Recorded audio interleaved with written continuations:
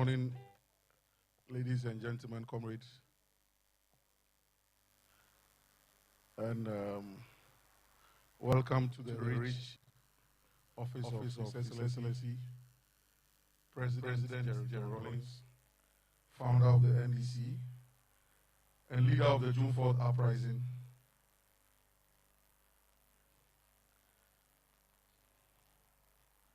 Today is the 41st anniversary of the June 4th uprising, and we are celebrating it or remembering it in a different way because of COVID-19. Although COVID-19, we will still commemorate the June 4th. And so I welcome you on behalf of the Planning Committee. Immediately, His Excellency President Rawlings steps out, we shall kickstart the program and will be as brief as he can because of the peculiar and strange circumstances in which the whole world finds itself. So, with all due respect, I welcome all you senior members, senior party officials to today's June 4th event. Miawiso, welcome.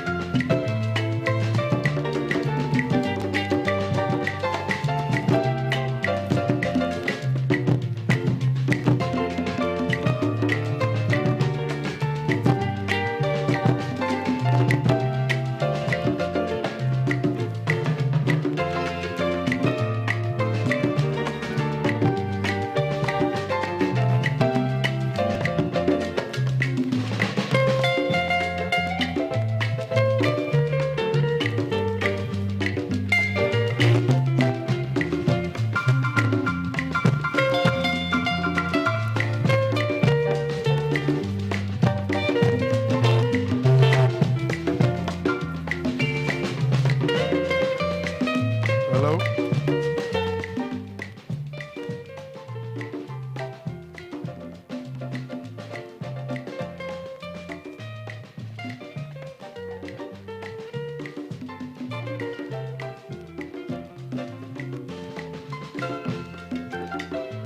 Dr. Jekede, just be on standby. We're going to do this thing with some military precision because of the times in which we are and exactly where we are.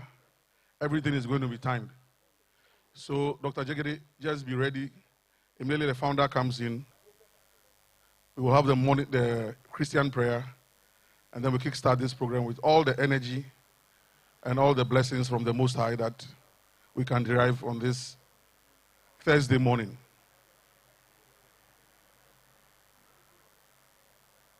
The 41st anniversary remembrance of the June 4th uprising.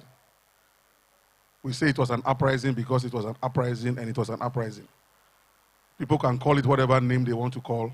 It was an uprising.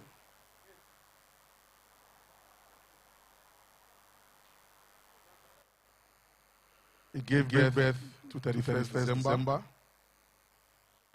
And then ultimately to the National Democratic Congress in 1992.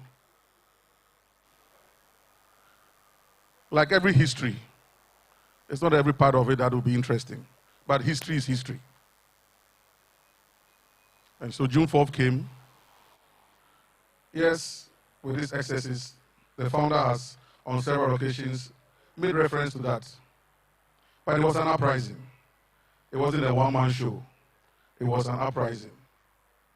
It's part of Ghana's history. We'll remember it, especially for the political tradition that it has given us, the National Democratic Congress, the principles of probity, integrity, accountability. We must hold on dearly to these principles, for they are the ethos around which we swing our political identity, and nothing can change it. So very soon the founder, His Excellency President Rawlings, of course, and the leader of that June 4th uprising. There's an interesting gentleman with us. At the right time, he will speak. And they were an integral part of May 15th, June 4th. The unsung heroes. Maybe it's about time we began to bring some of them out to tell bits and pieces of the story of June 4th. So history is not distorted. So once again, you are welcome to the rich official residence of former President Jerry John Rawlings for today's 41st anniversary remembrance event of the June 4th uprising. Thank you.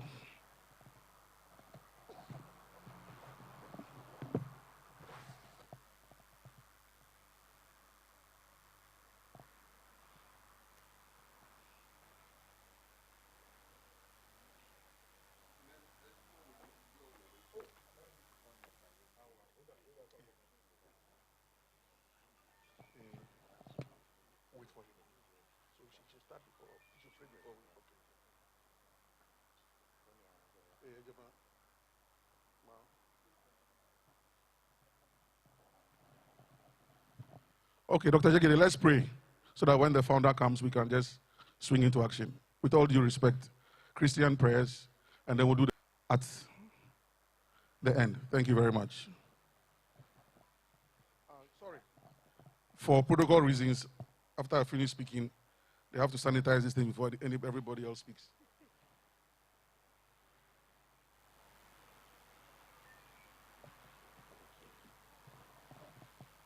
Good morning, everyone. I would like for each one of us to stand on our feet. We are going to present this gathering to the Lord Most High. Hallelujah.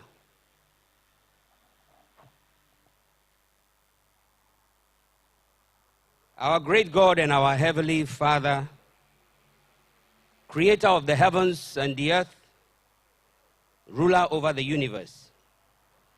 Father, your word says, before the foundation of time, you ordained this day to be a day of remembrance in the history of our nation, a day that ought to be celebrated by every living Ghanaian.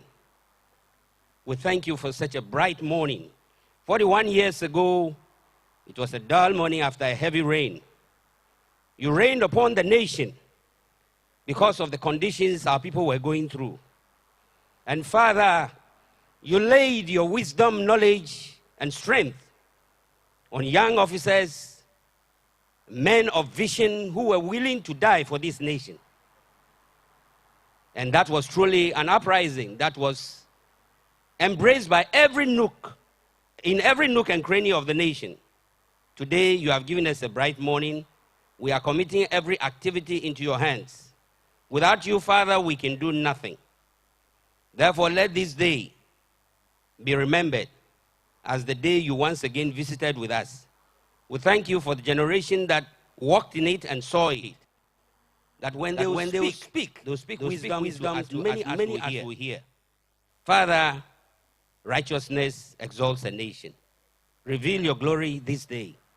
In Jesus' name I pray. Amen.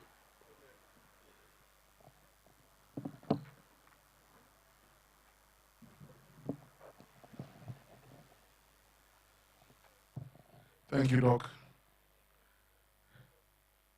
Before the arrival of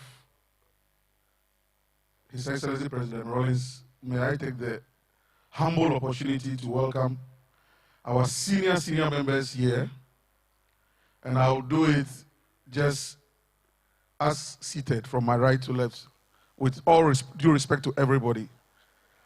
Group Captain Fojo, Brigadier General Joseph Nunu Mensah, Honorable Samuel Nyama Donko, Dr. Benjamin Kumbo, our National Chairman of the National Democratic Congress, the Honorable Comrade Samuel Fosu-Ampofu, the General Secretary of the party, Honorable Johnson Asiedu Nketia, Senior Party Member, Ambassador, Comrade, Everything, Dana Budakwi, our sister, Rejoice Ahiable, and, of course, Parliament is also fully represented.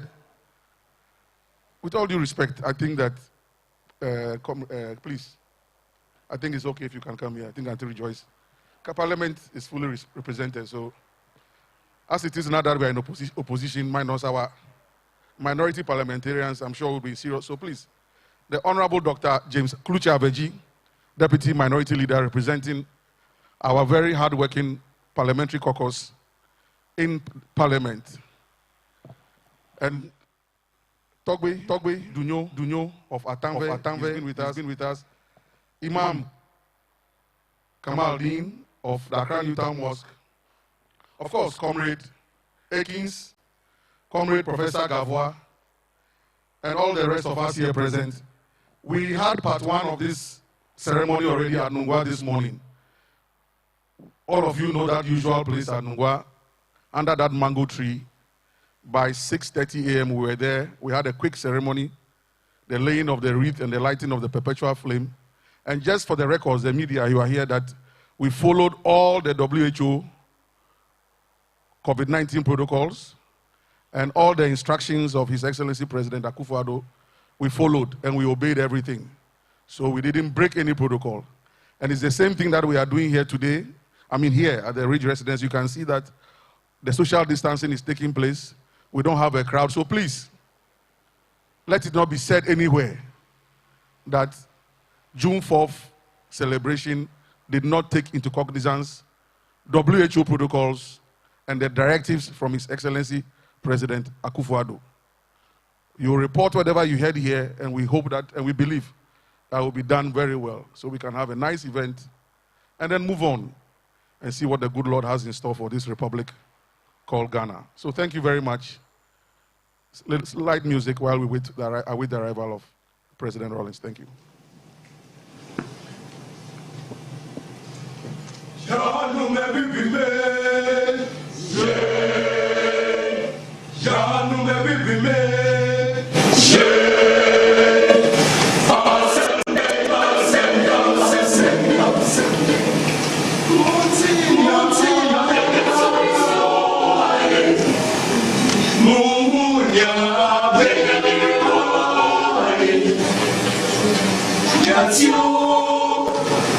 You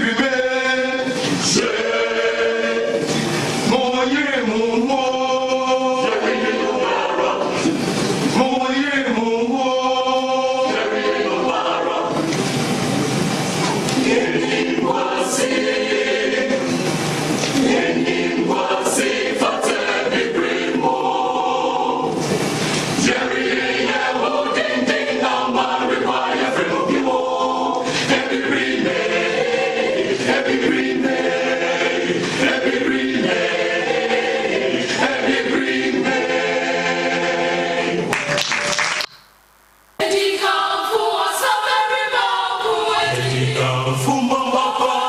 we please be upstanding? The founder is arriving. Flight Lieutenant Jerry John Rawlings, leader of the June 4th uprising, President of the Republic of Ghana under the Provisional National Defense Council, PNDC, for 11 years, and then became president under the Democratic Dispensation, the Fourth Republican Dispensation, 1992, for 2 consecutive terms as leader of the National Democratic Congress. Good morning and welcome, Your Excellency, Mr. President. Today, here at the Rich Office, the 41st anniversary of the June 4th uprising, we are celebrating it in line with the New World Order, the COVID-19 pandemic, and so social protocol, social distancing. As I mentioned earlier on, we were in Nungwa this morning to do what we ought to do, laying wreaths and lighting the perpetual flame. We are here for the speeches. We'll hear from the founder himself eventually, the leader of the uprising. But before that, we'll hear from party executives, from parliament, and from a few other people who need to speak to us this morning. 41 years ago, it happened. It was an uprising. It was not a one-man show. It was not a one-man contractor. It was an uprising. It was a movement. But like all movements, somebody had to lead the movement. And so somebody led the movement. Society without leadership will be chaotic. Even in the animal kingdom, they have leaders. So leadership is important. And not just any kind of leadership, but strong leadership, bold leadership, courageous leadership. That is what makes a movement. That is what makes a society. That is what makes a country. Bold and decisive leadership. It happened on June 4th. Within 3 months, 21st September of the same year, a handing over ceremony took place. Ushered us into the Third Republic. So June 4th was an incisive operation that was done lest this country fell off the cliff at the time. Today, racism is being fought all over the world. June 4th fought its own form of racism in Ghana. Fought its own form of racism in various facets of our society at the time. Those who know what we are talking about. Hence the uprising of June 4th. 41 years down the line, we are remembering it. COVID or no COVID. Yes, it came with its excesses, just like every movement. Even democratic dispensations come with their excesses. Not because you want it so, but as the French say, c'est la vie. Such is life. Life is not a bed of roses. You have your mountains and your valleys. Very undulating journey we are on this thing called life. And so June 4th came and went. It's still being remembered for its good reasons. And so we are here today. Your Excellency, we've already done what we had to do this morning at Nungwa. We've had the morning prayers already here. We're just awaiting your arrival. You are welcome. Your party is fully represented here by the National Chairman, the General Secretary. Senior party members are here. The Chairman of this year's Planning Committee, Dr. Kumbo, is seated right by your side. Parliament is fully represented by the Honorable James Aveji, Deputy Minority Leader. And so, sir, we will kickstart with your permission. Thank you very much. As I said, we're going to do some very precise and concise. So we're going to have the first speech. Maybe if you have one revolutionary song, give us one revolutionary song, just so we create the right ambience, body, soul, and spirit, and then we just shoot.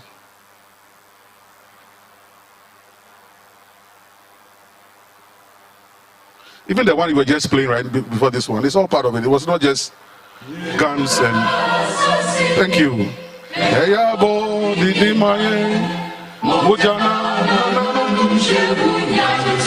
think we'll stand, please.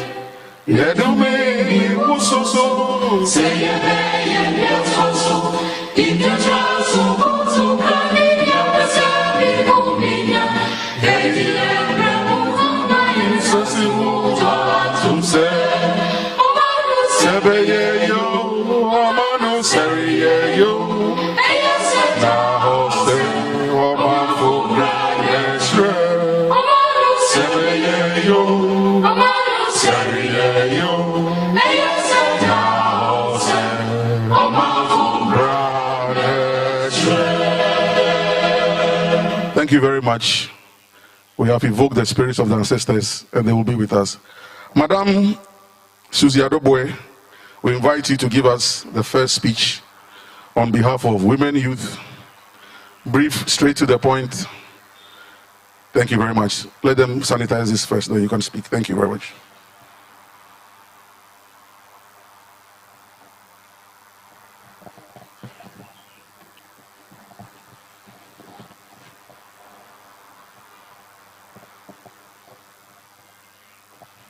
Sorry, just take your seat. I think Dr. Kumbo, sorry, give us the welcome address first as the chairman of the planning committee.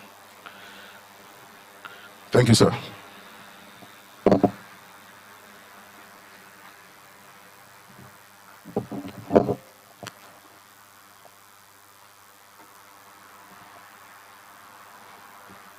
Thank you much, Kuku. Your Excellency, the former president,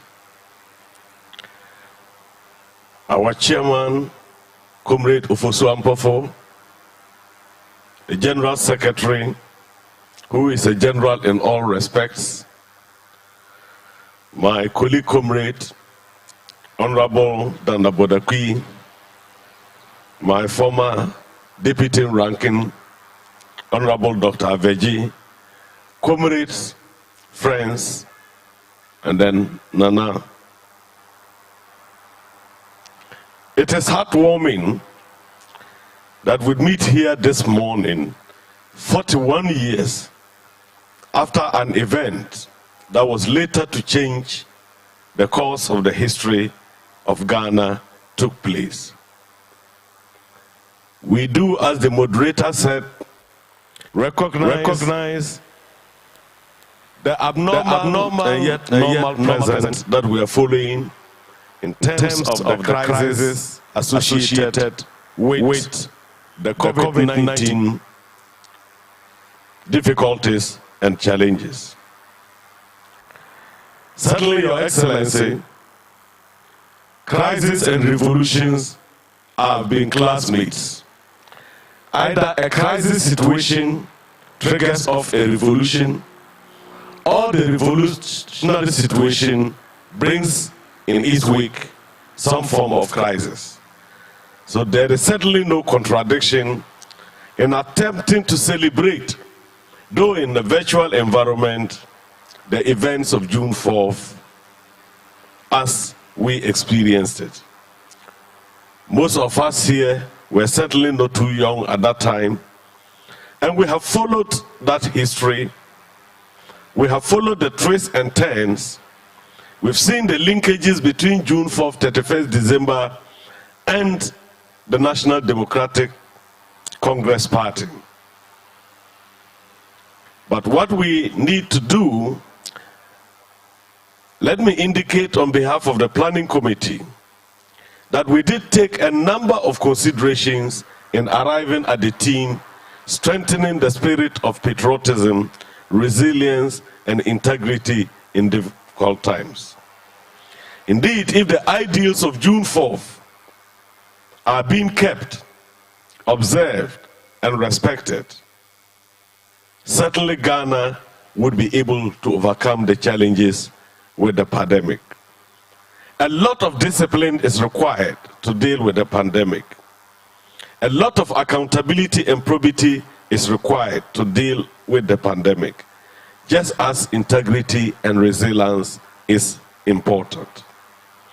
And so within the context of this theme, I employ all of us to think deeply about the lessons that we learned during June 4th, those we do not learn, and to see the relevance of those lessons.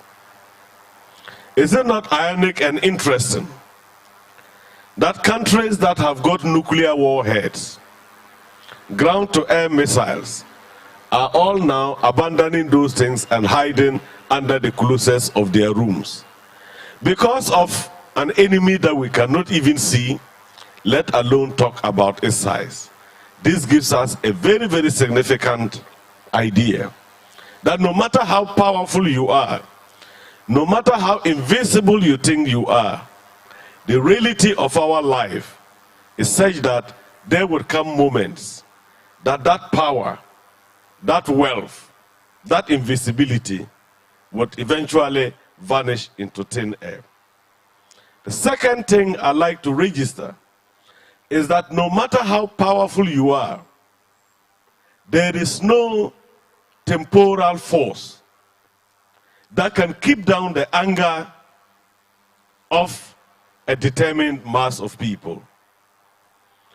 There is no way and how many people you can kill to keep down the determination of people, as we saw during the period of June 4th.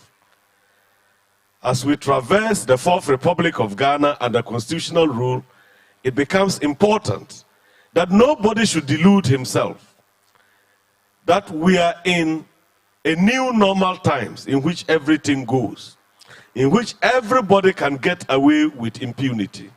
No, we need to rethink that position again. Those who saw the political environment in June 4th will certainly remember that very few people expected that the very next moment this country was going to explode in the way it did. I do not see any reason why anybody should believe that the impunity, undemocratic conduct that takes place in Ghana today can be an exception. Fellow comrades, let's also use this opportunity to touch on an issue that people have touched on very tangentially, and that has to do with the nature of our democracy. We have always celebrated ourselves as a beacon of democracy. I say it is too early to celebrate. The form of democracy that perhaps approximates the anticipation of June 4th is that the ordinary man should be given the opportunity to elect his or her leader. And that is purely a procedural form of electoral democracy. We need to go beyond that to deal with the more substantive forms of democracy. That we don't use electoral democracy as a process to elect people and leave them to their own designs and wait for another election ritual come 4 years.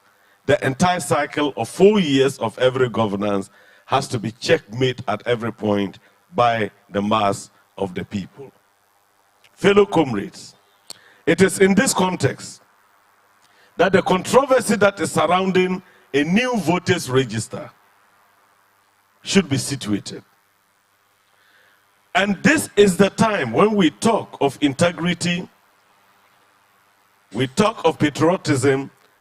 It is within the challenges of COVID-19 that we have to locate the decision whether we should mass our people up again unnecessarily in a risk to actually re-register, when there's no scientific evidence whatsoever to show that the existing register cannot be used for that purpose, regardless of the minor imperfections it might contain.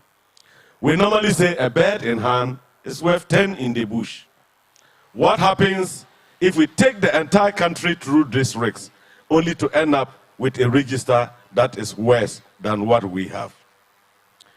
We of the June 4th use this opportunity to join many of the voices of reason that have spoken on this topic and say that we are indeed in a new normal and it calls for new conditions. If the idea of a new register was conceived at normal times, the circumstances have radically changed, and we need to use the standards of the new normal in our sense of judgment. We say a word to the wise isn't enough. Your Excellencies, my colleague comrades, I do know a number of the speakers who will be following me will be touching on very important themes of June 4th. Let me use this opportunity to welcome all of you and thank you for actually coming out at this time when we should all be observing the stay-at-home pronouncements. We also use this opportunity finally to extend our empathy to our frontline health workers who have been risking their lives since the outbreak of the pandemic. We wish Ghana well, and we know Ghana will not slide backwards. We only know she can move forward. Thank you very much.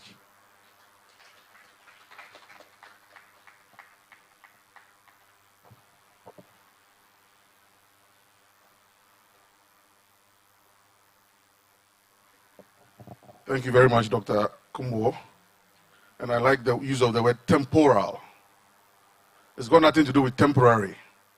Temporal is more celestial. That even that force cannot assuage and stop the anger of the people. Nothing temporal, not temporary. Thank you very much. Madam Susie Aduboy will now listen to you. Thank you very much.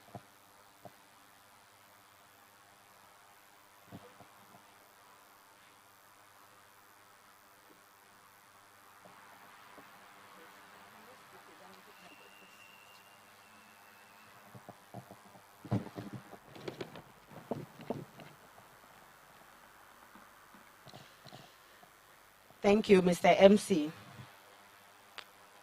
Mr. Chairman, Your Excellency, former President J.J. Rawlings, the National Executive of the NDC,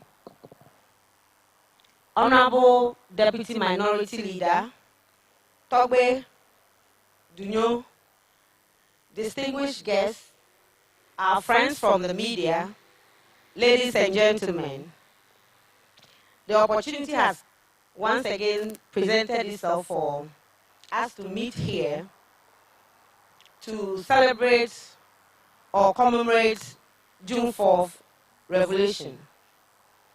And I want to use this privileged opportunity to commend our founder, Flight Lieutenant Jerry John Rawlings, and all those who played a part in that event, which later gave birth to our great party, the NDC.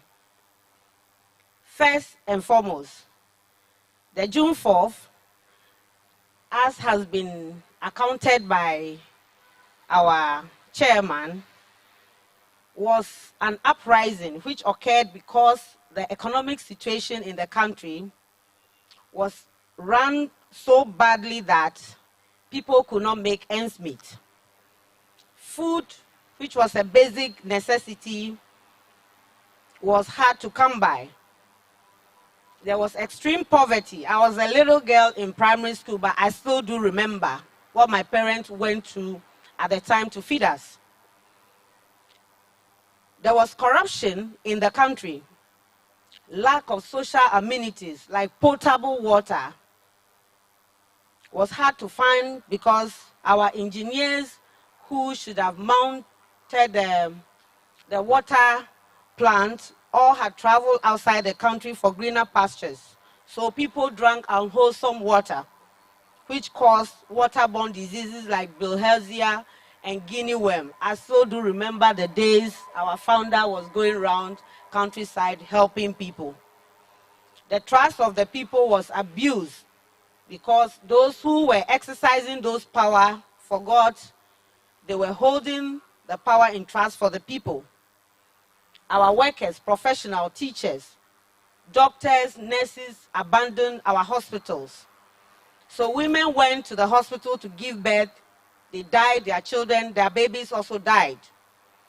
This was the situation that called for the uprising.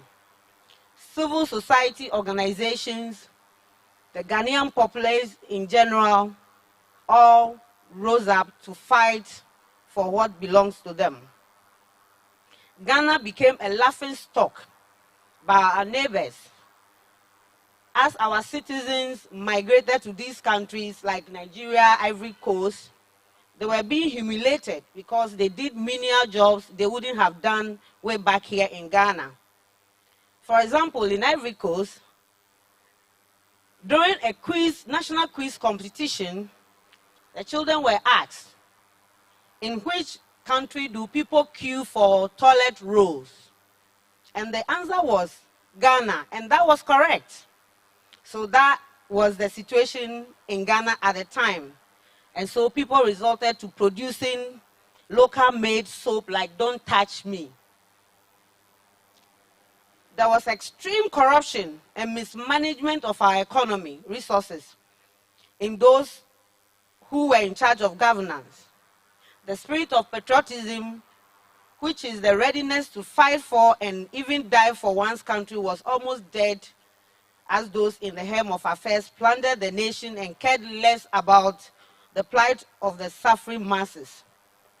Corruption became endemic and almost accepted everywhere. Today, the very thing that sent us to June 4th are still here with us. Youth unemployment is still a problem. Accountability by those in authority is still a problem in our country. People are amassing wealth for themselves, forgetting that they were put in position to fight for the people. So the ills that the revolution fought against, which is corruption, nepotism, unemployment, lack of education, healthcare, are still here with us. Today, accountability is far away from us. For instance, despite the key program of this government, or key policy, which is free SHS, parents are still struggling to get boarding facilities for their children. And so they resort to renting accommodation for these young ones who later on find themselves practicing all kinds of social vices. Also, despite the promise that we have abundant food stock, people are still struggling for a decent meal a day. Again, in spite of the numerous anti-corruption state institutions that we have, in recent times, you know, we have Office of the Special Prosecutor. Irrespective of all these anti-corruption agencies, we still have corruption as a major challenge in this country. The 1992 Constitution involves every facet of life: farmers, barbers, market women, lawyers, drivers, all professionals contributed to the 1992 Constitution, which gave birth to the Fourth Republic. But should we, as citizens, look on whilst our constitutional bodies are being used against the people? No. Constitutional bodies like the Electoral Commission, who seemingly are being manipulated and controlled by carefully executing a grand design to hoodwink the entire citizenry with their intended new voter registration without listening to the major opposition party, the NDC, is a cause for worry. Let's be reminded of what happened recently in Hong Kong, where the Chinese government tried severally to calm down demonstrators. Now let us even look at the almighty America, where citizens are demonstrating because of a singular act. It is important as citizens to demand accountability from people we put in power. We need to conduct our affairs in an honest and forthright and incorruptible manner so that our countrymen and women will see and testify how morally sound we are with regards to the country's resources. And finally, it should be noted that the key words in this year's theme, as chosen by the planning committee, patriotism, resilience, and integrity, are action words directed at us, those who believe in the revolution, of which serve as the watershed of our political tradition.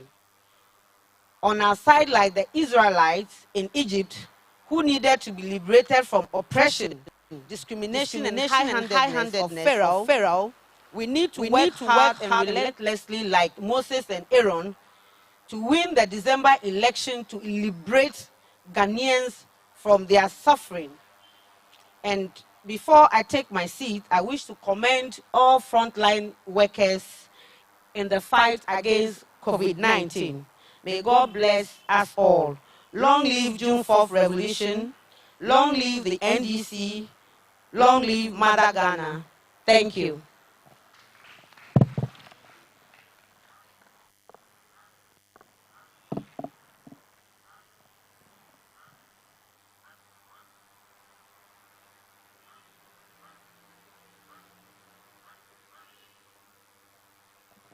Thank you very much.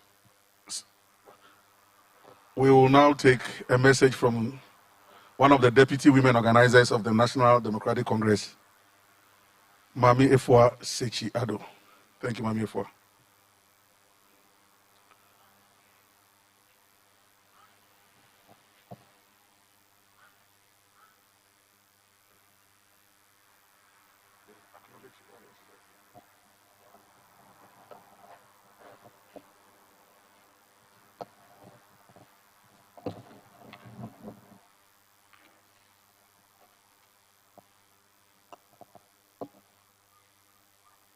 Our venerable founder, President Jerry John Rawlings,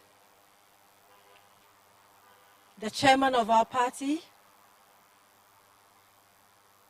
Mr. Ofosu Ampofo, the General Secretary of the NDC, Mr. Johnson Asiedun Ketia, all national executives and the NDC gathered here, members of the diplomatic corps, senior comrades, elders of the party, Nime, Name, friends of the media, viewers and listeners.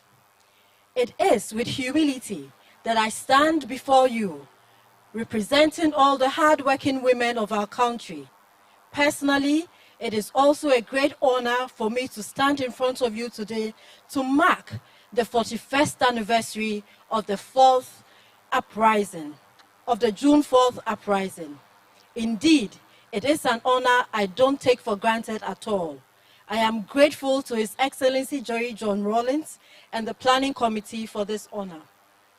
Comrades, as our former President, Flight Lieutenant Jerry John Rawlings, has constantly reiterated over these past 41 years, the June 4th, 1979 uprising was a military manifestation of the long-pressed and simmering desires of the civil masses at a time when they could no longer take the decadence and rot that festered at the highest echelon of political power, which actually sent Ghana into the abyss of corruption, nepotism, greed, and intolerance. June 4th, 1979 was the manifestation of the intense inner wailings of an oppressed and depressed people. We needed to break free from the shackles of rotten national leadership and insufferable foul-smelling corruption, which even the heavens couldn't stand. It happened because the people willed it. Those junior officers, led by our gallant Flight Lieutenant Jerry John Rawlings at the time, felt the pain of the masses and gave expression to it. It was a people-inspired uprising. It was Ghana's French Revolution. It was Ghana's Russian Revolution. It was Ghana's American Revolution. The people yearned and hungered for it. They cried for it from the fiery depths of their bellies and were ready to die for that freedom which should not be taken away from us. And yes, like in all people-inspired revolutions, this house called Ghana needed to be cleansed from those politicians who lacked integrity and unpatriotic leaders, who plundered the resources meant for all of us as Ghanaians. The resilience of the people in crying for that cleansing was heroic.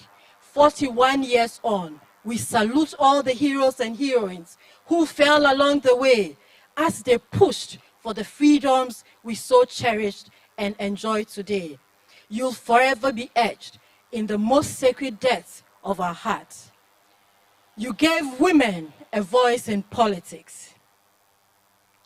And we promise you, our fallen heroes, that will ride on your wave of probity, accountability, and integrity, which you ingrained in us to brace the current blizzards raving our land by way of coronavirus pandemic, and the I will do whatever I want virus of the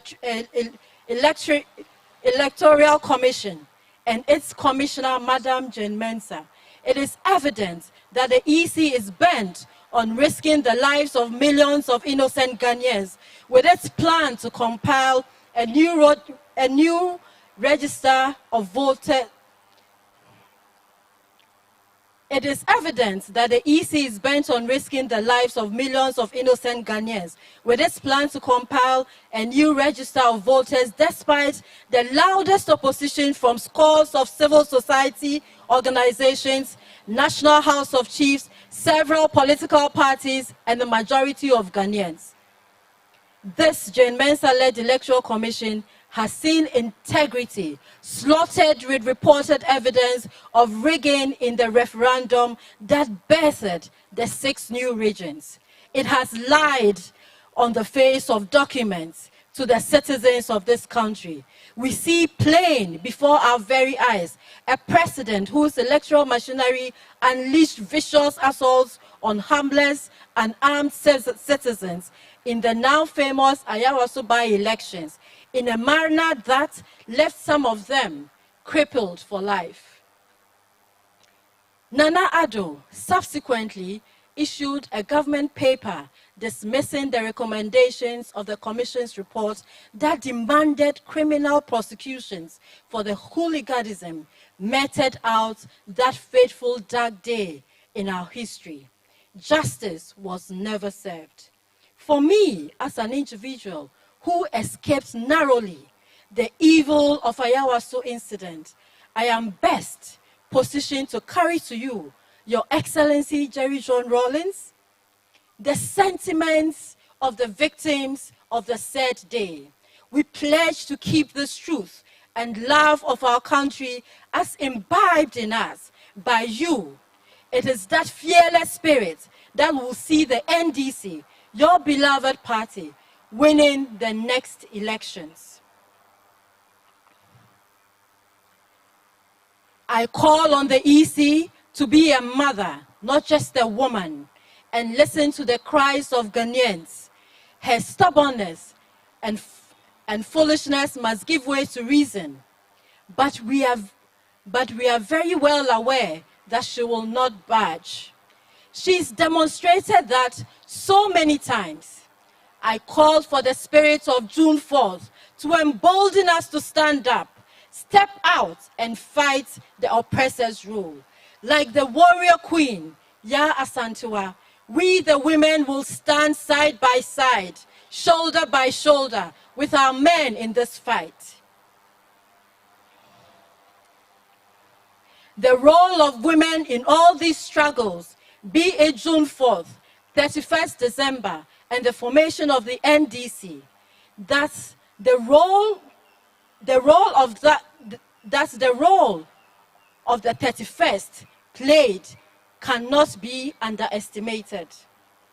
As daughters of the June 4th movement, it has become more pressing that our poor beloved party, it has become more pressing that our beloved party, the National Democratic Congress, reconciles with the spring source of its spirit and formation, thereby reinvigorating our ranks and files in our bid to unionize around our principles upon which started our course on this historic day of June 4th, 1979.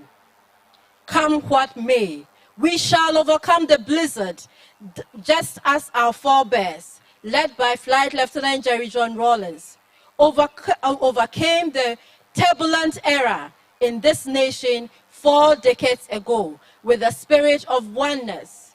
Because we in the NDC appreciate the need to join forces not only in fighting COVID-19, but also in uprooting the rot that has festered in Ghana are the presidency and several other state agencies for the past few years that the MPP government has been in power.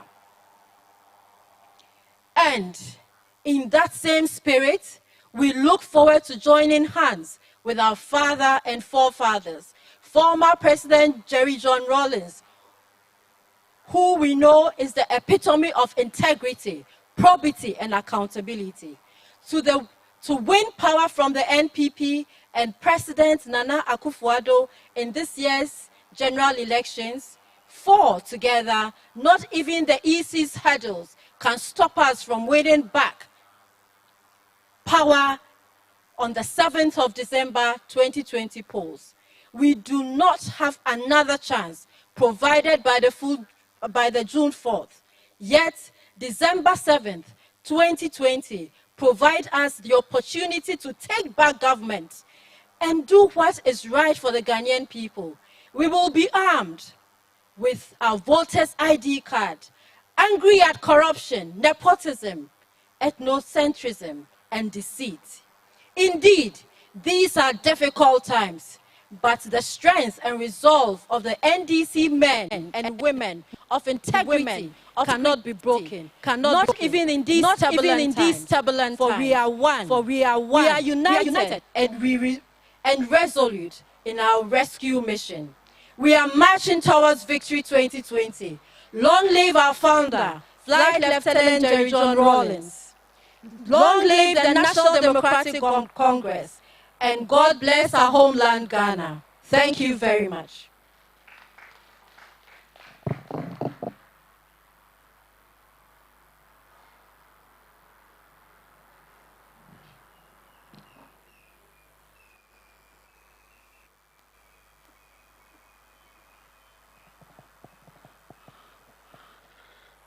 We will now take a message from the Parliamentary Caucus, represented by Deputy Minority Leader, Honorable James Kluche Abeji.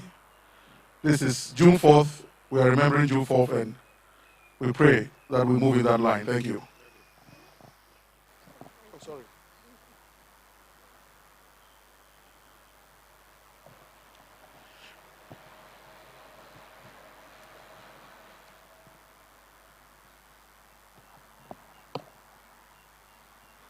Thank you very much. The founder of our great party, His Excellency Jerry John Rawlings, the chairman of the great NDC, Dr. Samuel Ampofo, the General Secretary, Mr. Johnson Asiedu Nketia, His Excellency Ambassador Dana Bodakpi, Togui Dunyo of Atamve. Other protocols duly observed.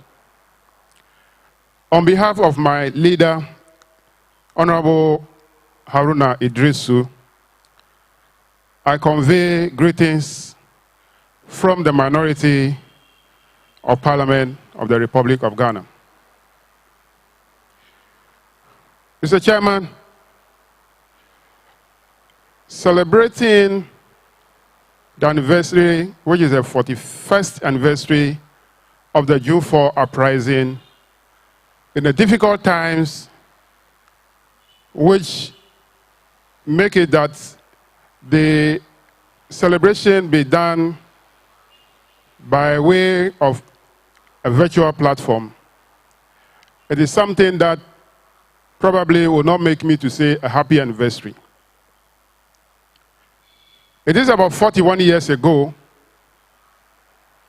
when President Rawlings and some other junior officers sacrificed their lives to liberate the people of Ghana from corruption, bad governance, frustration among the general public, and the lack of discipline in this country. 41 years ago, here we are as a country where we have the Fourth Republic, which has lasted for 28 years.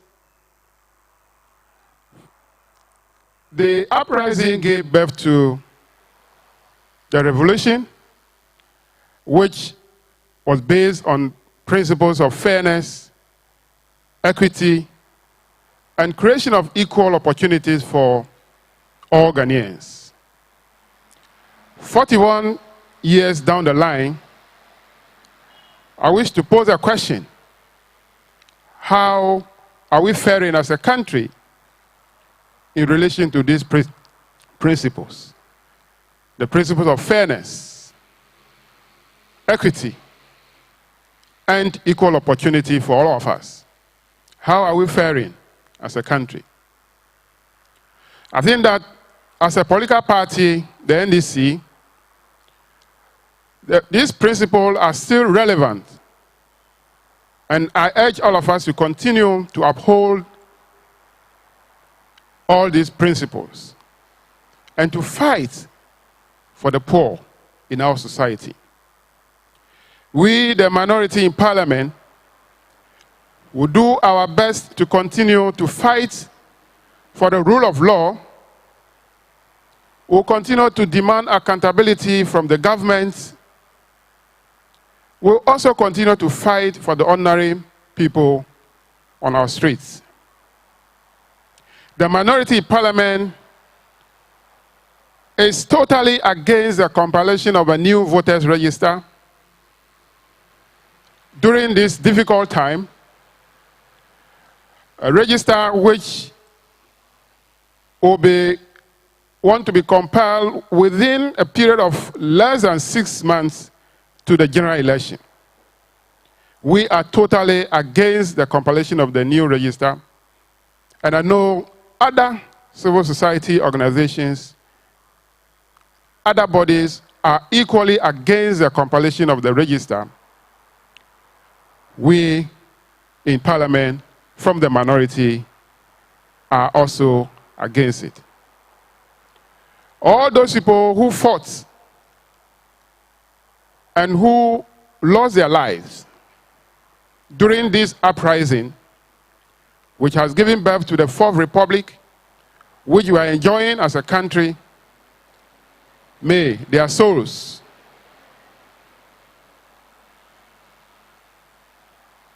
rest in perfect peace. I thank you very much.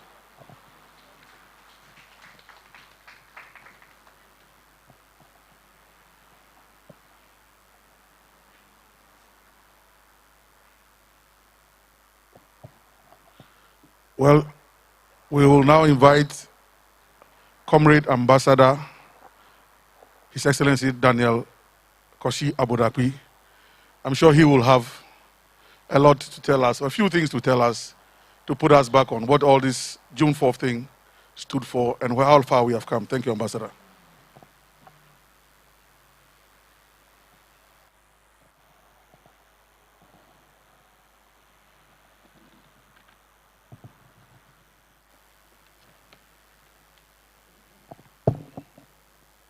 Thank you very much, Kogu.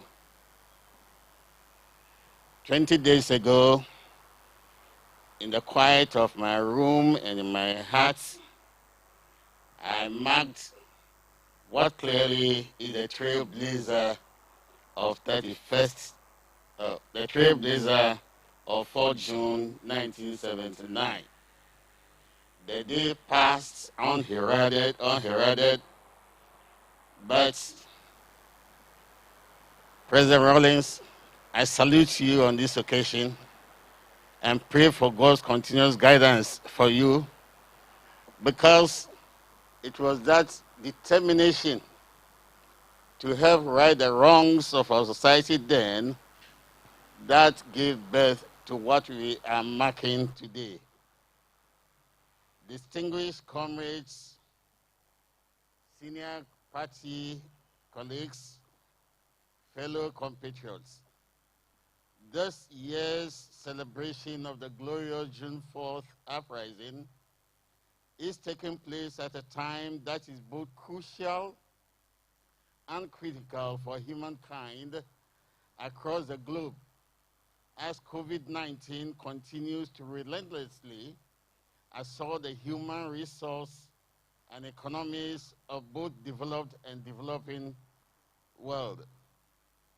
As the nations of the world scramble in panic to find a possible antidote to this irrepressible hidden enemy, which does not differentiate between races, creed, or classes, in its inexorable march towards destruction, I believe that it is only that indomitable spirit of resilience in man that continues to give us hope of survival. It is that spirit of resilience and positive defiance that is providing the courage, determination, and conviction that this unseen enemy will also eventually be subdued and overcome. Comrades, at this difficult juncture in our lives, however, humanity's victory is hugely dependent on the type of leadership that our leaders provide. Unfortunately, whilst we are under siege the world over by the COVID-19 virus, we are also witnessing unprecedented levels of arrogance of power by duty bearers across our political, public, traditional, and or civil administrative structures of governance in our country, Ghana, today. Leaders of all categories are either forgetting or are refusing to remember that sovereignty resides in the people and that ultimately all leaders must be accountable to the people. Duty bearers at the various sectors of our social, political, economic fabric ought to bear in mind that the offices they occupy are not ends in themselves, but are meant to achieve the greater good of the people.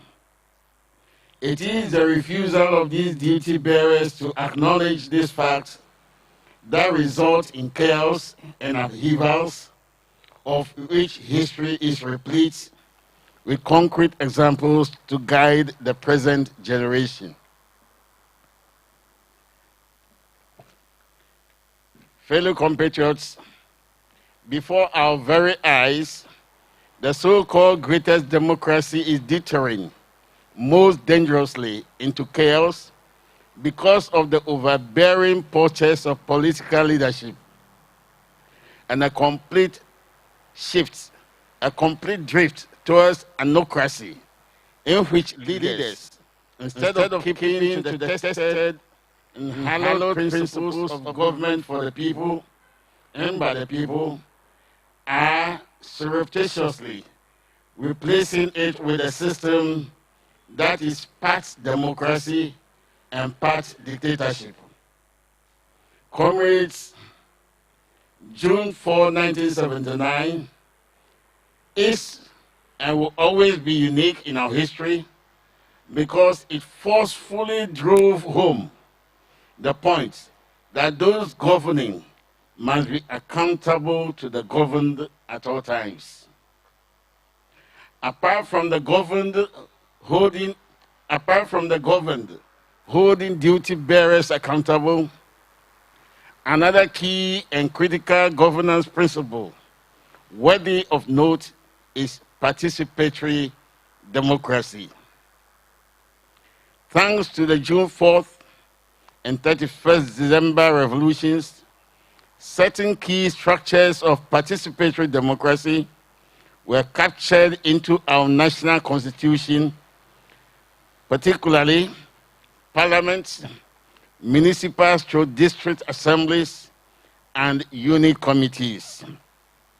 Regrettably, these important structures of participation have been systematically rendered ineffective or completely made insignificant through the overconcentration of power in the executive, in this case, the president.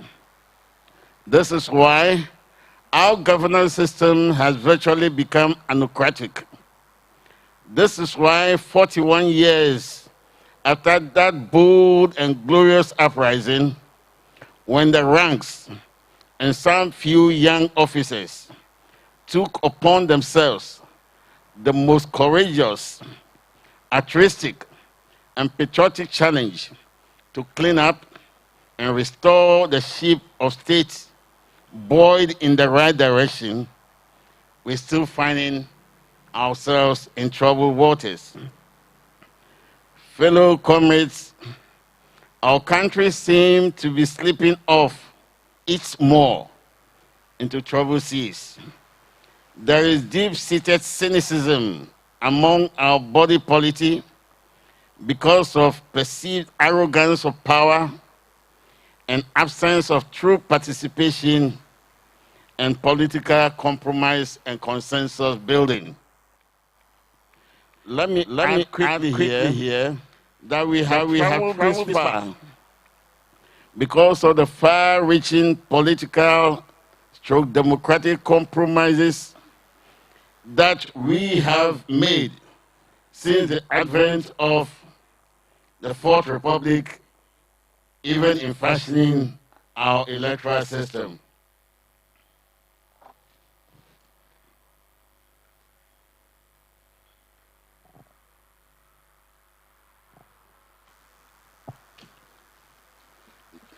Comrades and fellow compatriots, as we mark this landmark occasion of June 4th, let us be guided by the events of 41 years ago and work hard to make our governance system truly democratic and not anocratic, which is partly democratic and partly autocratic. For that is the surest way through which we can build a sustained national team spirit and the needed esprit de corps in order to confront and overcome current and future challenges.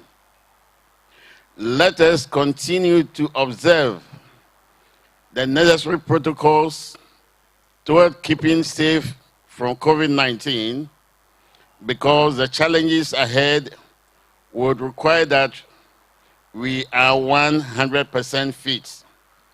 Before I take my seat, let me once again salute those gallant men who made that great sacrifice 41 years ago to give our country a new opportunity to restart on a better course. God bless the June 4th uprising. God bless our country, Ghana. God bless all the heroes who made it possible. Thank you very much.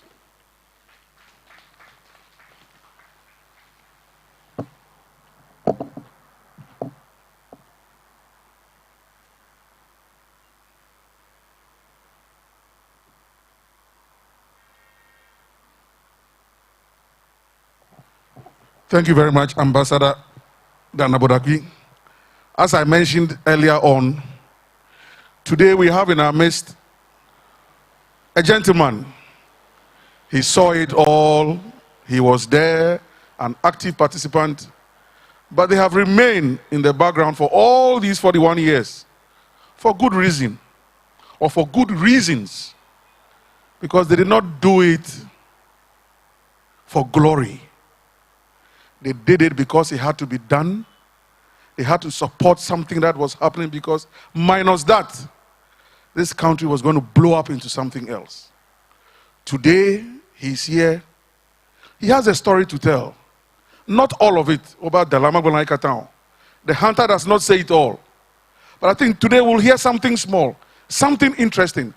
more of June 4th, what it stood for, and why we must not allow the spirit of integrity, probity, and accountability to die. Retired W1 Anthony Avame, please, you have the opportunity to share something with us. Thank you very much. Let's give him a round of applause, please.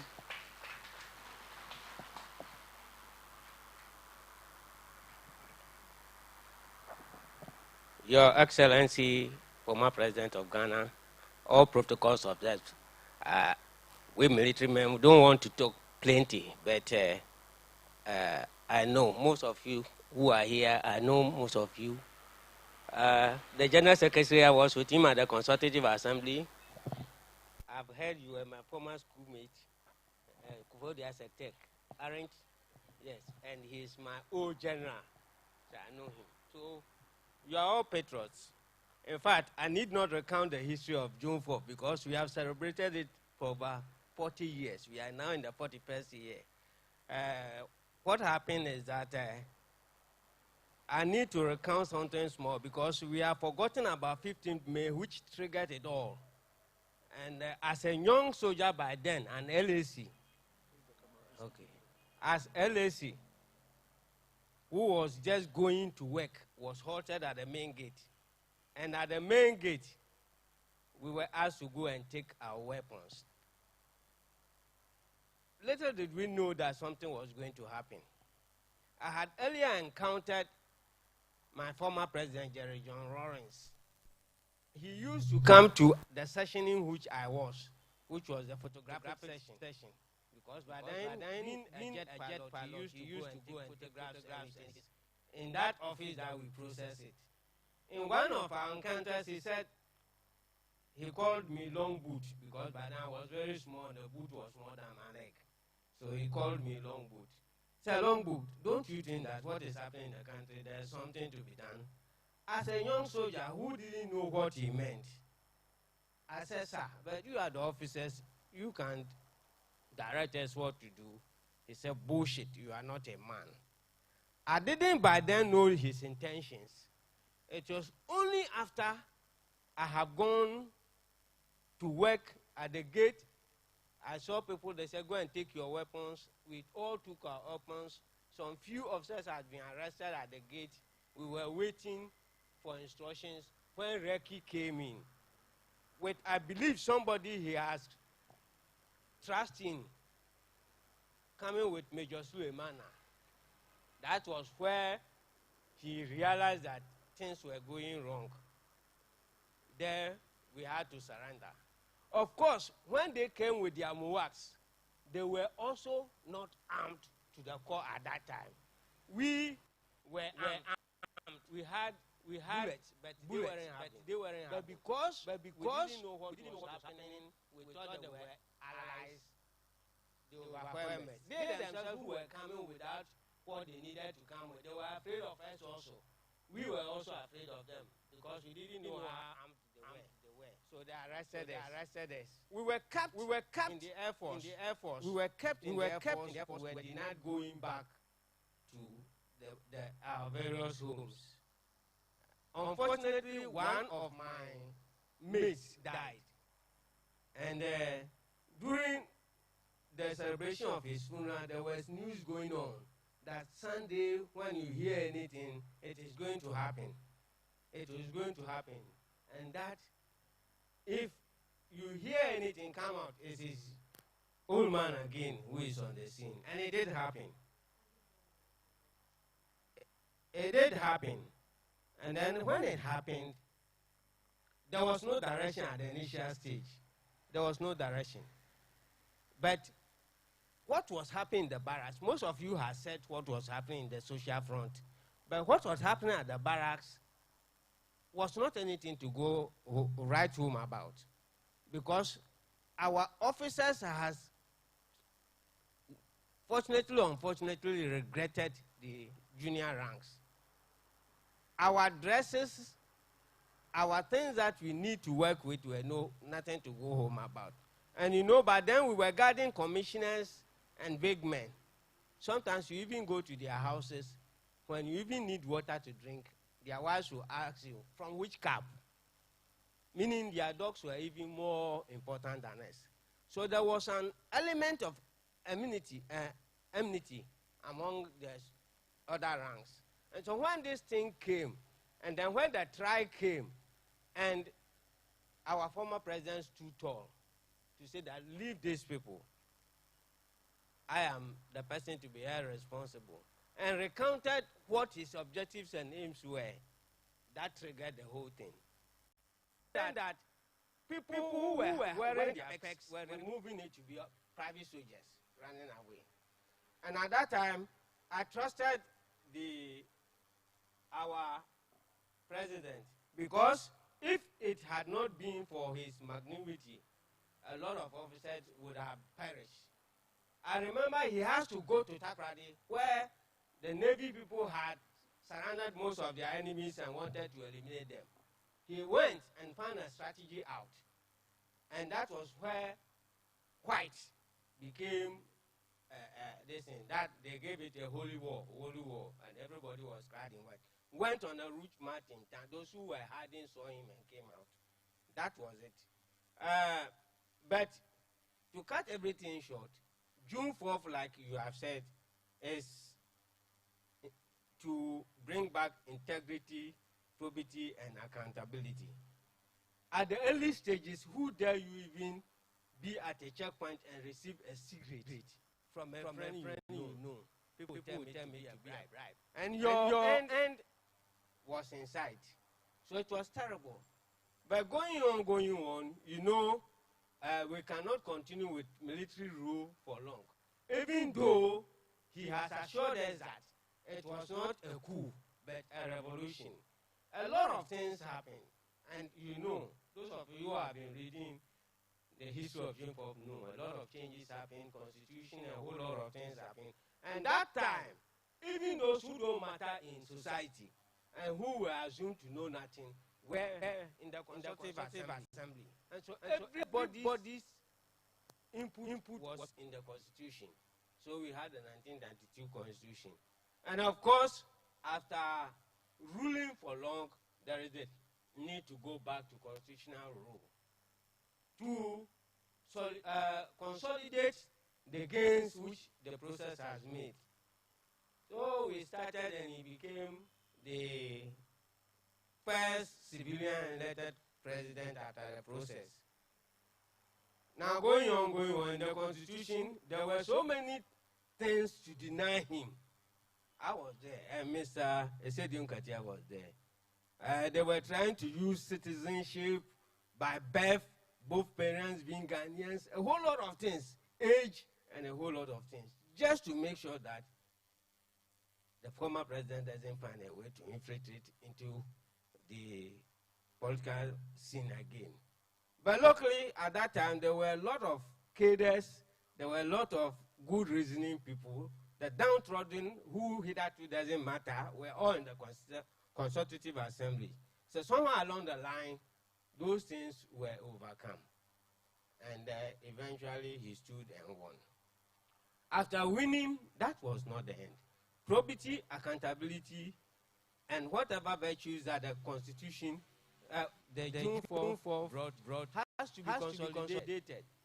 And so we kept moving on. But take note, even with the revolutionary process, some people came in not because their heart was with what the process was about, but what they can achieve for themselves and for their families. So you realize that most of them, when they say the boys are coming, at that time, Bankans was turbulent.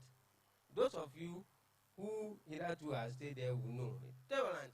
The boys are coming. You go for your weapons, off you go. Those who were afraid and could not go were those who found themselves in positions where they can amass wealth. So these things started gradually. And people thought that they can use those opportunities to amass wealth. But the force at that time was so great for them that they couldn't do it. So when we came back to civilian rule, people thought that it was time for materialism to work. And so they entered. People who were not part of the process, after finding that we have gone to constitutional rule, infiltrated into the party. And like I'm telling you, every institution, don't think that everybody within the institution wants you to achieve what you want to achieve. People infiltrated, and they became the concerned people and all those who wanted to derail the process. Sometimes it is a strategy by the enemy to use their people to pretend they are, to divide you. Sometimes it is our own people who also, because they wanted gain for themselves and not for the process, come in, and they are the concerned people. They will come and confuse you so much so that you are the leadership who talk, you think that they like you. Meanwhile, they want to damage you. So every day before you wake up, they are your dumb. Every day before you wake up, they are dumb. And such has been the thing we have been passing through.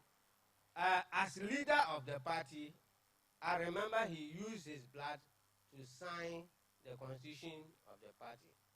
Whatever differences that we have, whatever our problems, those challenges are not meant to impair us, but improve us. That is the case of life. Life is not rosy.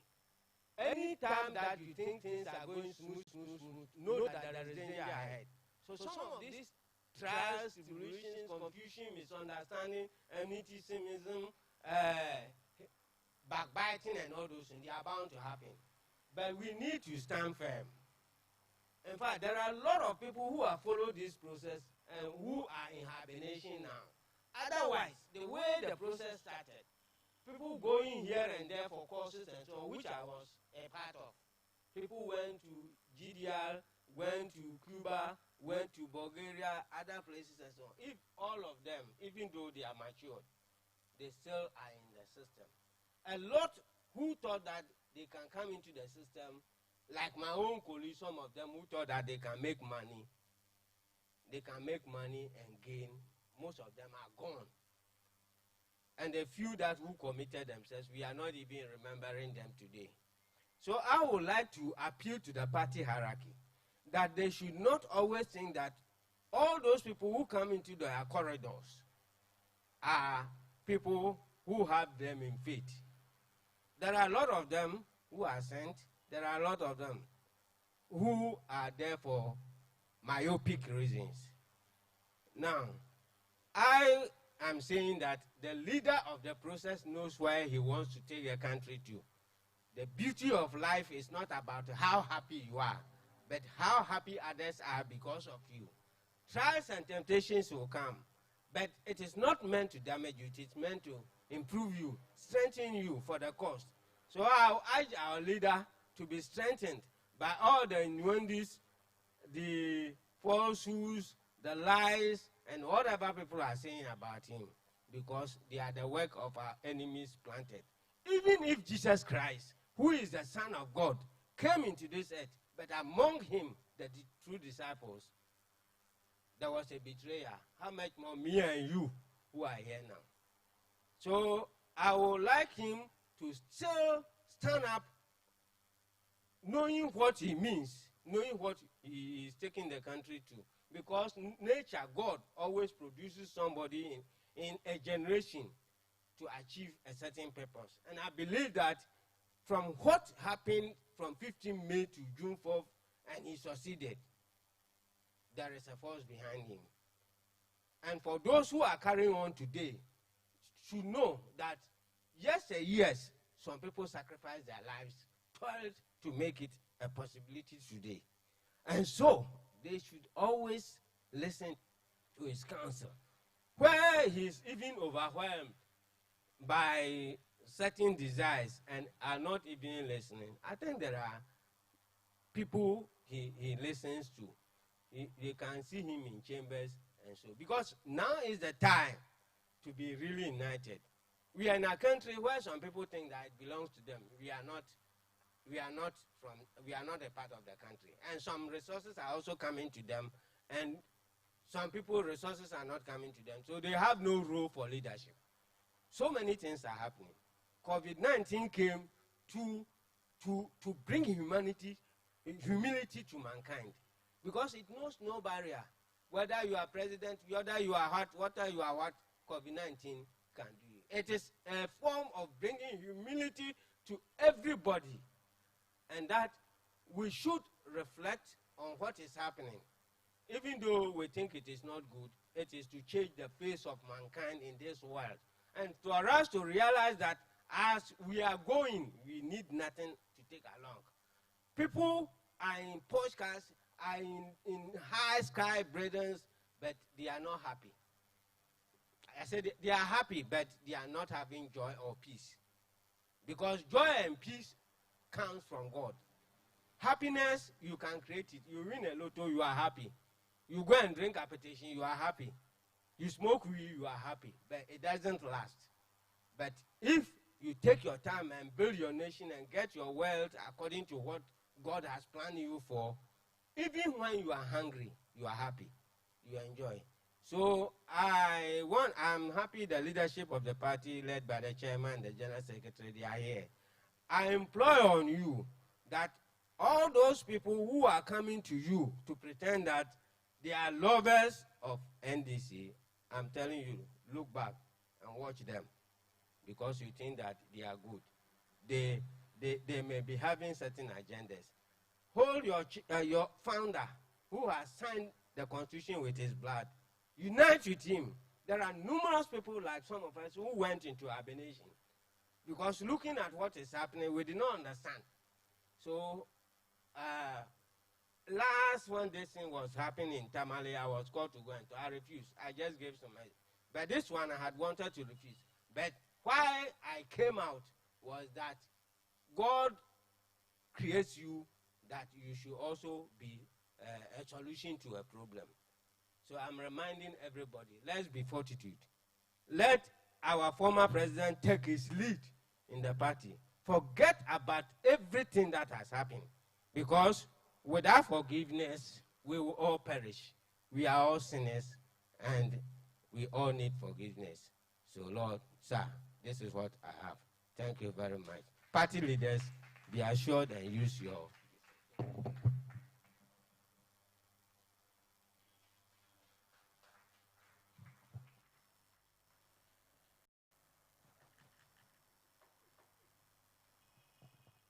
Thank you very much, W1 retired Anthony Avama. You've spoken, you've recounted a lot. The boys are coming. Well, we saw the revolution. So those who think, and you've spoken a lot, yes. But those ones who have come today and think that they have seen what they have not seen, we saw things. And that's why I'm imploring party leadership. I'm also imploring, because I just left party leadership. And so I'm imploring party leadership. Instill discipline in the party. You have let too many young men on the loose. It's not going to help anybody. General Secretary, your turn to speak. Thank you.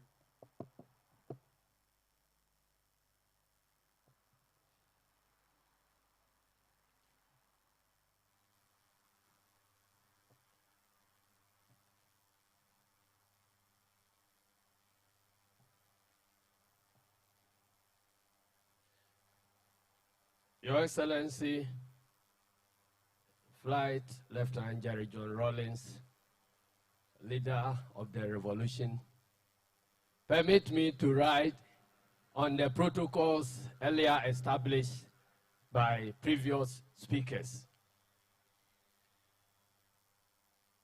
June 4th is recognized in NDC Constitution as Accountability Day. And we will continue to celebrate it so long as the NDC lives. We are celebrating it because we owe a duty not only to ourselves and to the party, but to our country, Ghana. Because June 4th is a significant part of the history of this country.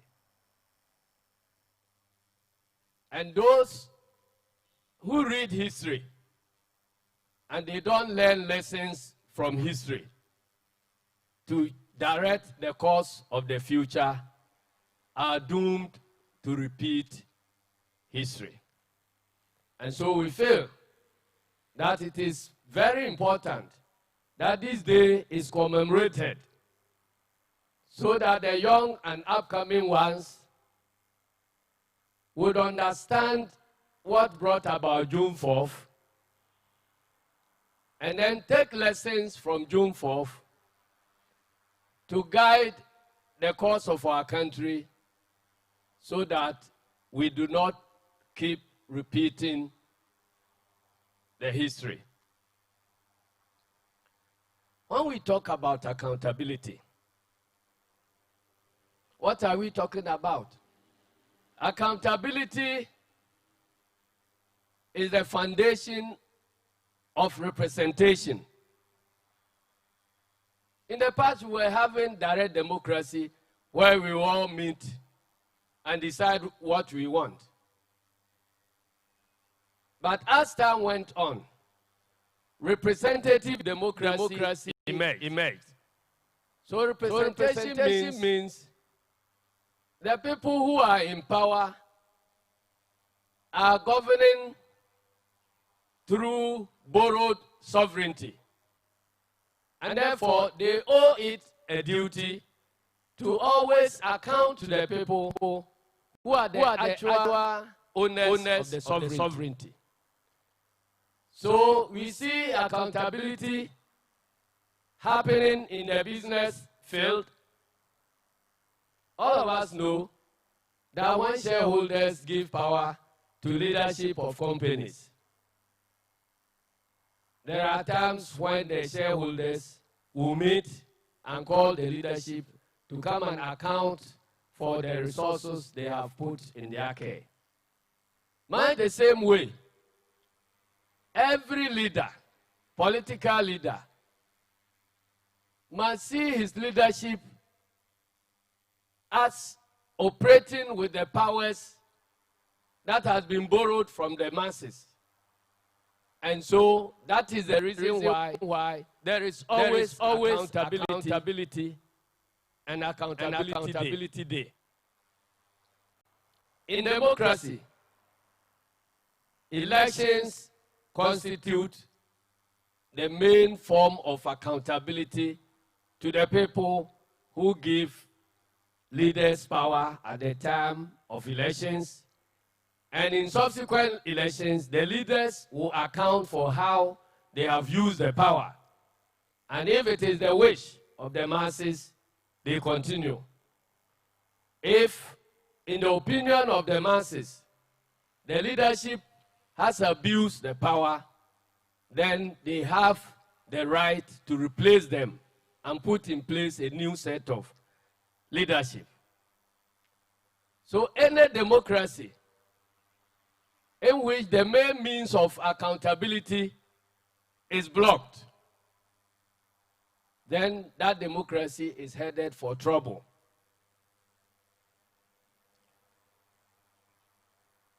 We saw it in June 4th. There were conditions precedent that necessitated the uprising in June 4th. Earlier speakers have spoken about the broken economy. And I would like to add that the nation had a government that has actively blocked all means of peaceful change. And as it has been said by earlier philosophers, change is the only constant in nature. So human beings cannot block change. But it is up to us to direct change to be either peaceful or violent. It has also been said that those who block peaceful means of change are surely inviting violent ones. This is the law of nature. And so we will do well to learn the laws of nature and try to operate by them as a country if we need to move forward. Those who didn't know, the Achampong Akufo administration at that time blocked all means of changing the circumstances that Ghanaians were living in. They were fully aware of the frustrations, but they decided to hang on to power. At some point, they fabricated a concept called union government and tried to ask the opinion of people whether we wanted union government or not. The referendum that was to facilitate that opinion was also rigged. And so when they rigged the election, they thought that they had power and they pretend to give us voice. Then they rigged that voice too and pronounced themselves as being in power because of the wishes of Ghanaians. It didn't stop the change because nothing stops change. May 15th came, where the frustrations of Ghanaians began to be let out. Again, those who were in power were adamant. They thought that change can be stopped by brute force. So when the leader of the revolution was arrested, as has been counted by our previous speakers, he said that leave my men alone and deal with me. And if you eliminate one J.J. Rawlings, you have thousands and thousands of J.J. Rawlings coming up. In other words, he was saying in parables that he is not the problem. The people who are trying to speak out are not the problem. The problem is the rotten society. That something needed to be done to rescue the country. So, as we celebrate June 4th, we don't just, shall I say, well, I don't know whether it's celebration, but I prefer to call it commemoration. As we commemorate June 4th, we should go back, look at the situation that led to June 4th, and learn lessons from June 4th. Otherwise, we will be doomed to repeat June 4th. So all of us who are happy and willing to protect the democracy, we must speak up and do something about the disease that is affecting the democracy. That is the only way we can save this democracy. Some courageous people are speaking. And again, the powers that be thinking that those who are advising are the problem. They've started using the same intimidation and the methods they applied earlier on, which did not stop June 4th. Are we not learning lessons from our history? I want to use this platform to call on all well-meaning Ghanaians that this is the time to speak up. Because already people are drawing parallels between what is happening now and what happened prior to May 15 and June 4th. But we can save our democracy. And the only way we can save the democracy is to speak up and stop the bad things. Otherwise, whoever does things the same way they have been done in the past and expect different results is certainly not correct upstairs.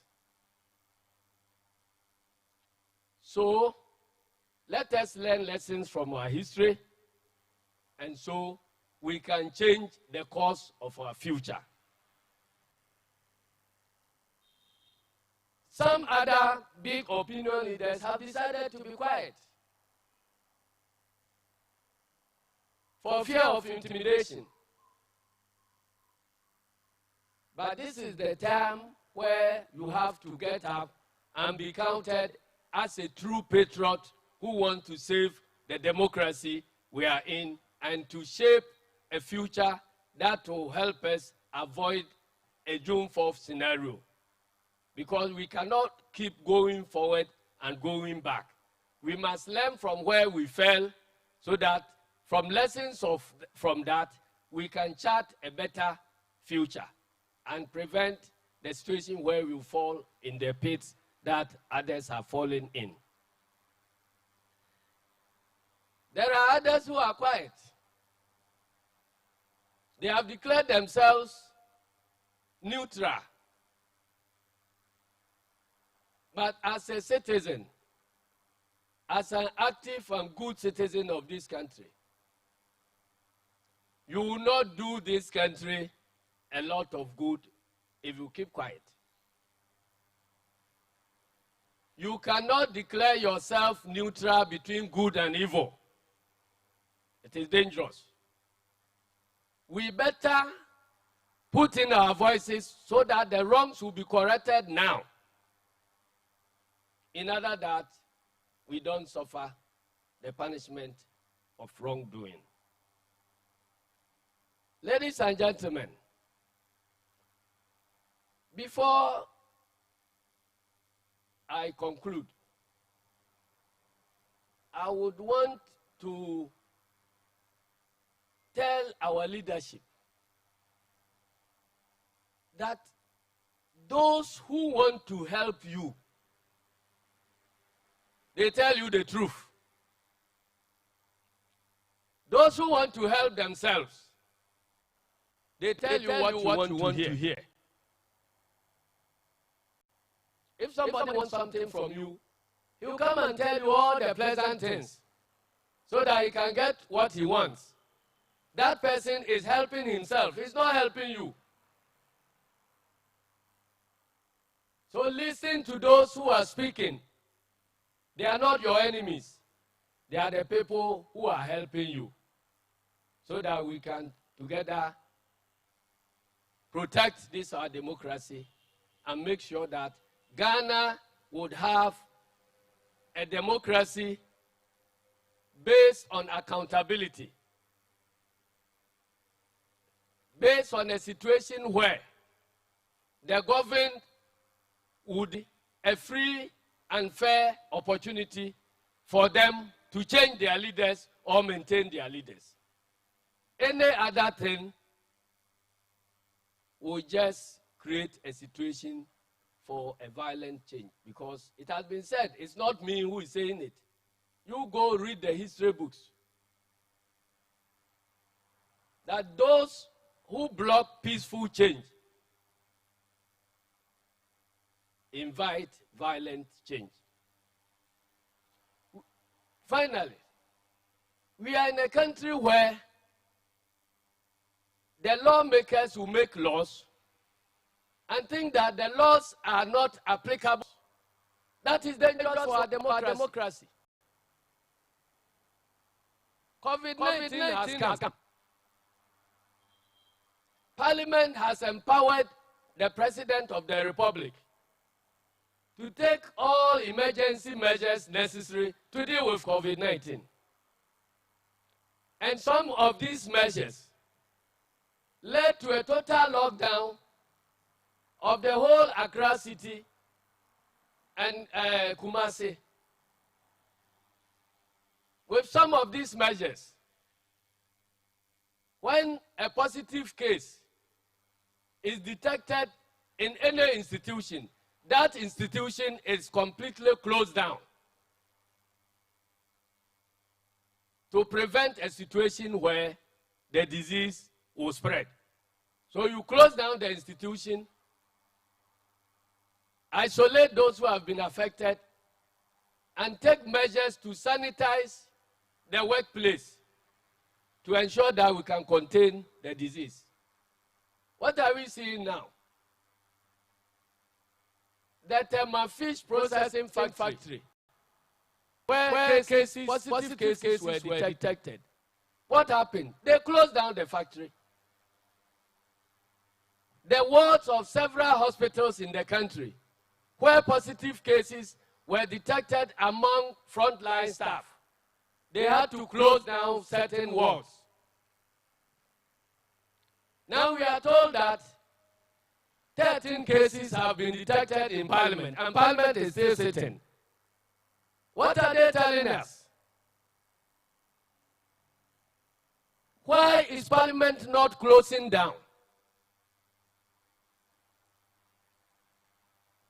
Is Parliament above the laws they themselves make? Is that the democracy we are making for ourselves? Ladies and gentlemen, everybody has a responsibility to protect this democracy, and the only way we can do it is that we must insist on rule of law. There is nobody independent in this country of the law. The only people who are independent are the masses who are the repository of the sovereignty of Ghana. All other institutions, be it the presidency, electoral commission, parliament, judiciary, whatever, you are all subject to the one and only constitution of the Republic of Ghana. If we learn to behave that way, we will save this democracy. May God bless our homeland, Ghana, and make us great and strong.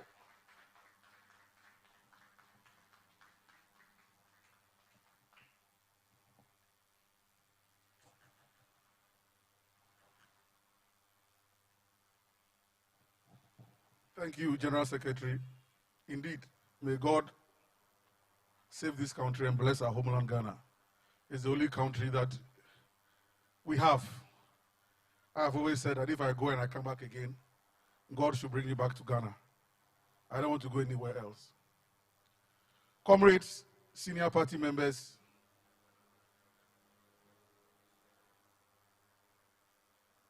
okay, sir.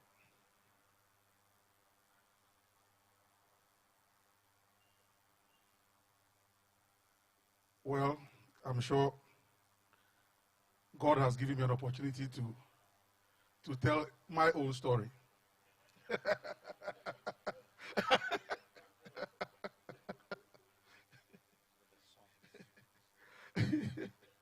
Arajies. I'm not built to speak, so I'm not going to speak, but it's interesting. Growing up in Burma camp, witnessing the revolution or the uprising face to face, nobody told us those. We lived through it. Very heady days of June 4th. It wasn't interesting. It's been years. Those who didn't witness it with their eyes just read it. They can tell their own stories. We didn't read about it. We saw it, witnessed it, grew through it. I can still see President Rawlings at Nicholson Park bare-chested, carrying the coffins of fallen heroes or comrades. It's not interesting. That's why we are all praying that we don't go back to it. And so we must protect our democracy. And we want to believe that we will protect the democracy. Political parties must protect the sanctity of this our democracy. And I'm sure that God himself will hear our prayers. As for the stories, there are plenty. So can you give us some background music while we wait for one more patriotic song before we wait for the leader of the uprising to come and address us so that I don't break protocol, especially in these days of WHO protocols. Thank you very much.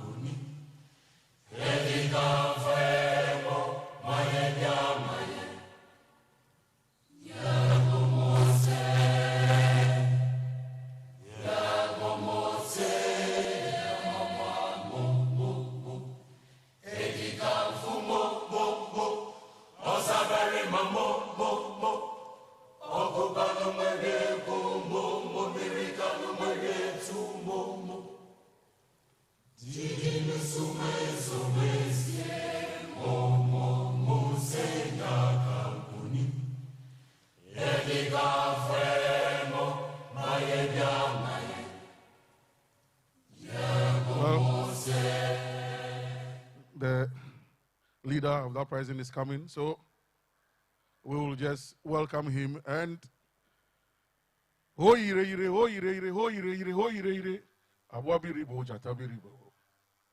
Oh ire, we don't have a crowd here. Hey ire abwabiribo jatabiribo ire. And it reminds me so much of the late Forces Sergeant Major Isaac Frimpong, Red Light. May his blood soul rest in peace. They held the revolution, FSM, and he was a moral man. They did what they could do. Ta mau joare amaraka matewachio. God has lit a certain flame that cannot be quenched. Founder, leader, please, we will listen to you now. Thank you very much.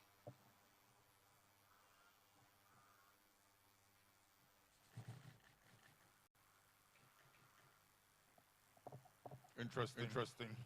I took that break because I thought the chairman was going to speak. I'm sorry. Yeah. And for those of you who are wondering about this Moses brush, maybe we'll call it Moses brew. Since the president has decided he will use his shaven head to get rid of coronavirus, what's it called? COVID-19. Whatever. I will use Moses brush to get rid of it. And when it happens, then I think we can go back to our normal looks. My fellow countrymen and women, let me on your behalf say a big thank you to our soldiers and service personnel for the reward of the victory of that fateful June 4th. I thank you all, not only for June 4th, but for 31st December as well. June 4th, because people felt betrayed by the elite and political leadership at that time. I have chosen to speak less and rather allow the force of observation and the pain of circumstances to serve as a stimulus in awakening all of us from the deep sleep we have fallen into over the past decades. We must be reminded that we are a country born out of difficult situations where some had to toil and shed their blood. The positive disruptive energy, force, and energy of June 4th was not a product of any political movement or action. The spontaneous eruption on that fateful day represented the unadulterated. I was teaching somebody last night over and over how to pronounce patriotism, because the person kept on saying Petroy. Here I am having problems with unadulterated. On that fateful day, represented the unadulterated spirit of liberation that was collectively sought after as a nation on the brink of collapse. Nothing more has signified or exemplified the patriotism and resilience of Ghanaians than in those difficult moments. Many were those who sacrificed their lives and livelihoods in order to bequeath to subsequent generations a more just society with equal opportunities for all, irrespective of their religion, tribe, ethnicity, political, or educational status. We must never forget our past, nor erase the memories of where we came from.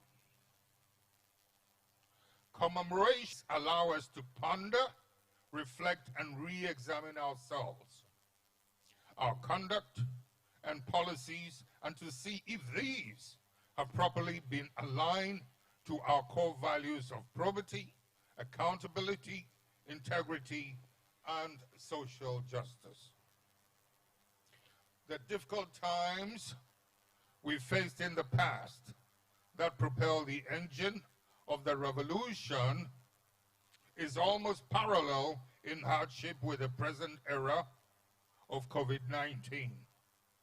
But the question is, do we have the same mental fortitude and integrity that would enable us to survive the circumstances of today's trials?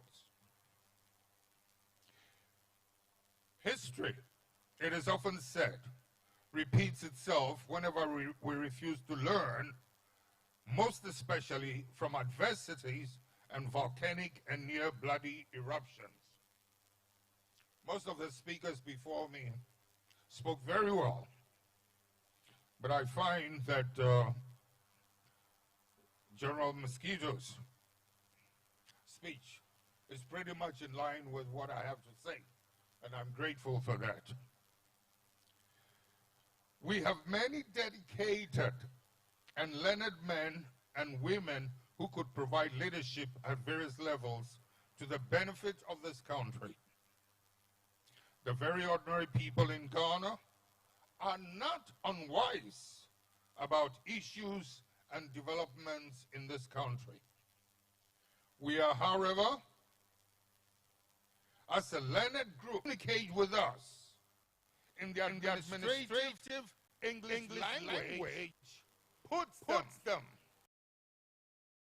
at a disadvantage and makes them unable to demand accountability and transparency from us. The spirituality and respect in the language of our culture evokes and demands integrity, accountability, and transparency. This, however, does not and cannot happen because the foreign and colonial language has been used opportunistically to intimidate and promote falsehood and degrade the essence and substance of our being. Had we as a people carried along our integrity and spirituality in our culture, a higher level, beg your pardon, in our culture and language, into the use of the administrative English language, a higher level of integrity would have been prevailing in Ghana and this continent, and the quality of liberation would have enhanced our developmental efforts. The material and immaterial corruption in this country would not have undermined our ability and capabilities to the extent where the authority of truth would have been so badly undermined by the corrupted truth of authority. I picked this up from Sadhguru a few nights ago, and I thought, how splendid. In other words, the authority of truthfulness should not be undermined by the words or supposed truths of those in positions of power or authority. The morality and authority of truth is godly and divine, and it should always supersede and override the truth of the authority of mortals. Ladies and gentlemen, we, in this little Ghana of ours, have so mastered, we've mastered the art of untruth in our books, on our radios, on our televisions, and now through the internet, so much so that historical truths and facts are struggling to be recognized. People are paid so much money, corrupt money, to distort and lie about historical truths and facts. Is it any wonder that the precious lessons we should be learning are invariably lost on us? And we end up committing the same blunders over and over. The royal families of France and Russia were executed for their corrupt and unaccountable leadership. The royal families who learned their lessons from France and Russia embarked upon serious democratic reforms, and that is why the royal family of England and other places in Europe have survived. Instead of learning useful lessons from our not too distant past, here in Ghana, where we saw and tasted it live, some have made it their business to corrupt others, to distort and wipe out our history. These people, with selfish, myopic, and wicked motives, have consistently represented a one-sided, a corrupt-sided story of a history that should serve as a guide for the future and ensure that we do not make the same mistakes that led to the eruptions of the past. But no. Where have the distortions taken us? What has the failure to tell the truth done to us? Has it not brought us right back almost to where we started? We have rather belittled the national psyche. We could have been far richer socially, culturally, and economically. But for our negative desire to destroy the inspirational history that could have lifted us onto another pedestal. It's an old man's cough. It's not coronavirus.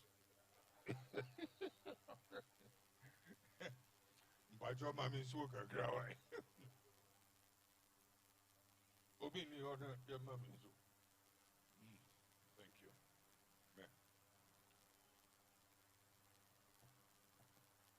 Thank you. Madam Z. Is that Z? But Nazia, you think I couldn't recognize you? She thinks I'm getting old. You saw without my glasses, I can't see, but she doesn't know I've got my glasses on. Can't she see I've got my glasses on? Wanonyi, She did an interview on Nigerian television. You should see it. She was a sight to behold. I'm really proud of this lady, you know. But she's a rock, iron ass. Oh, so far. Move bread.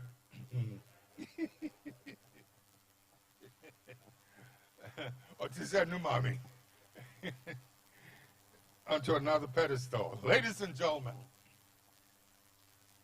when people shamelessly attempt to erase the truth because they lack scruples, it rather perpetuates a state of corruption that derails all we have achieved while glorifying exploitation, perversion, dishonesty, immorality, and criminality. I have countless examples of the evil actions reality. More painful is the fact that while we expect some of these historical distortions to come from our natural opponents, some within our own persistently have decided it was time to join the bandwagon and rewrite the history that birthed our political culture.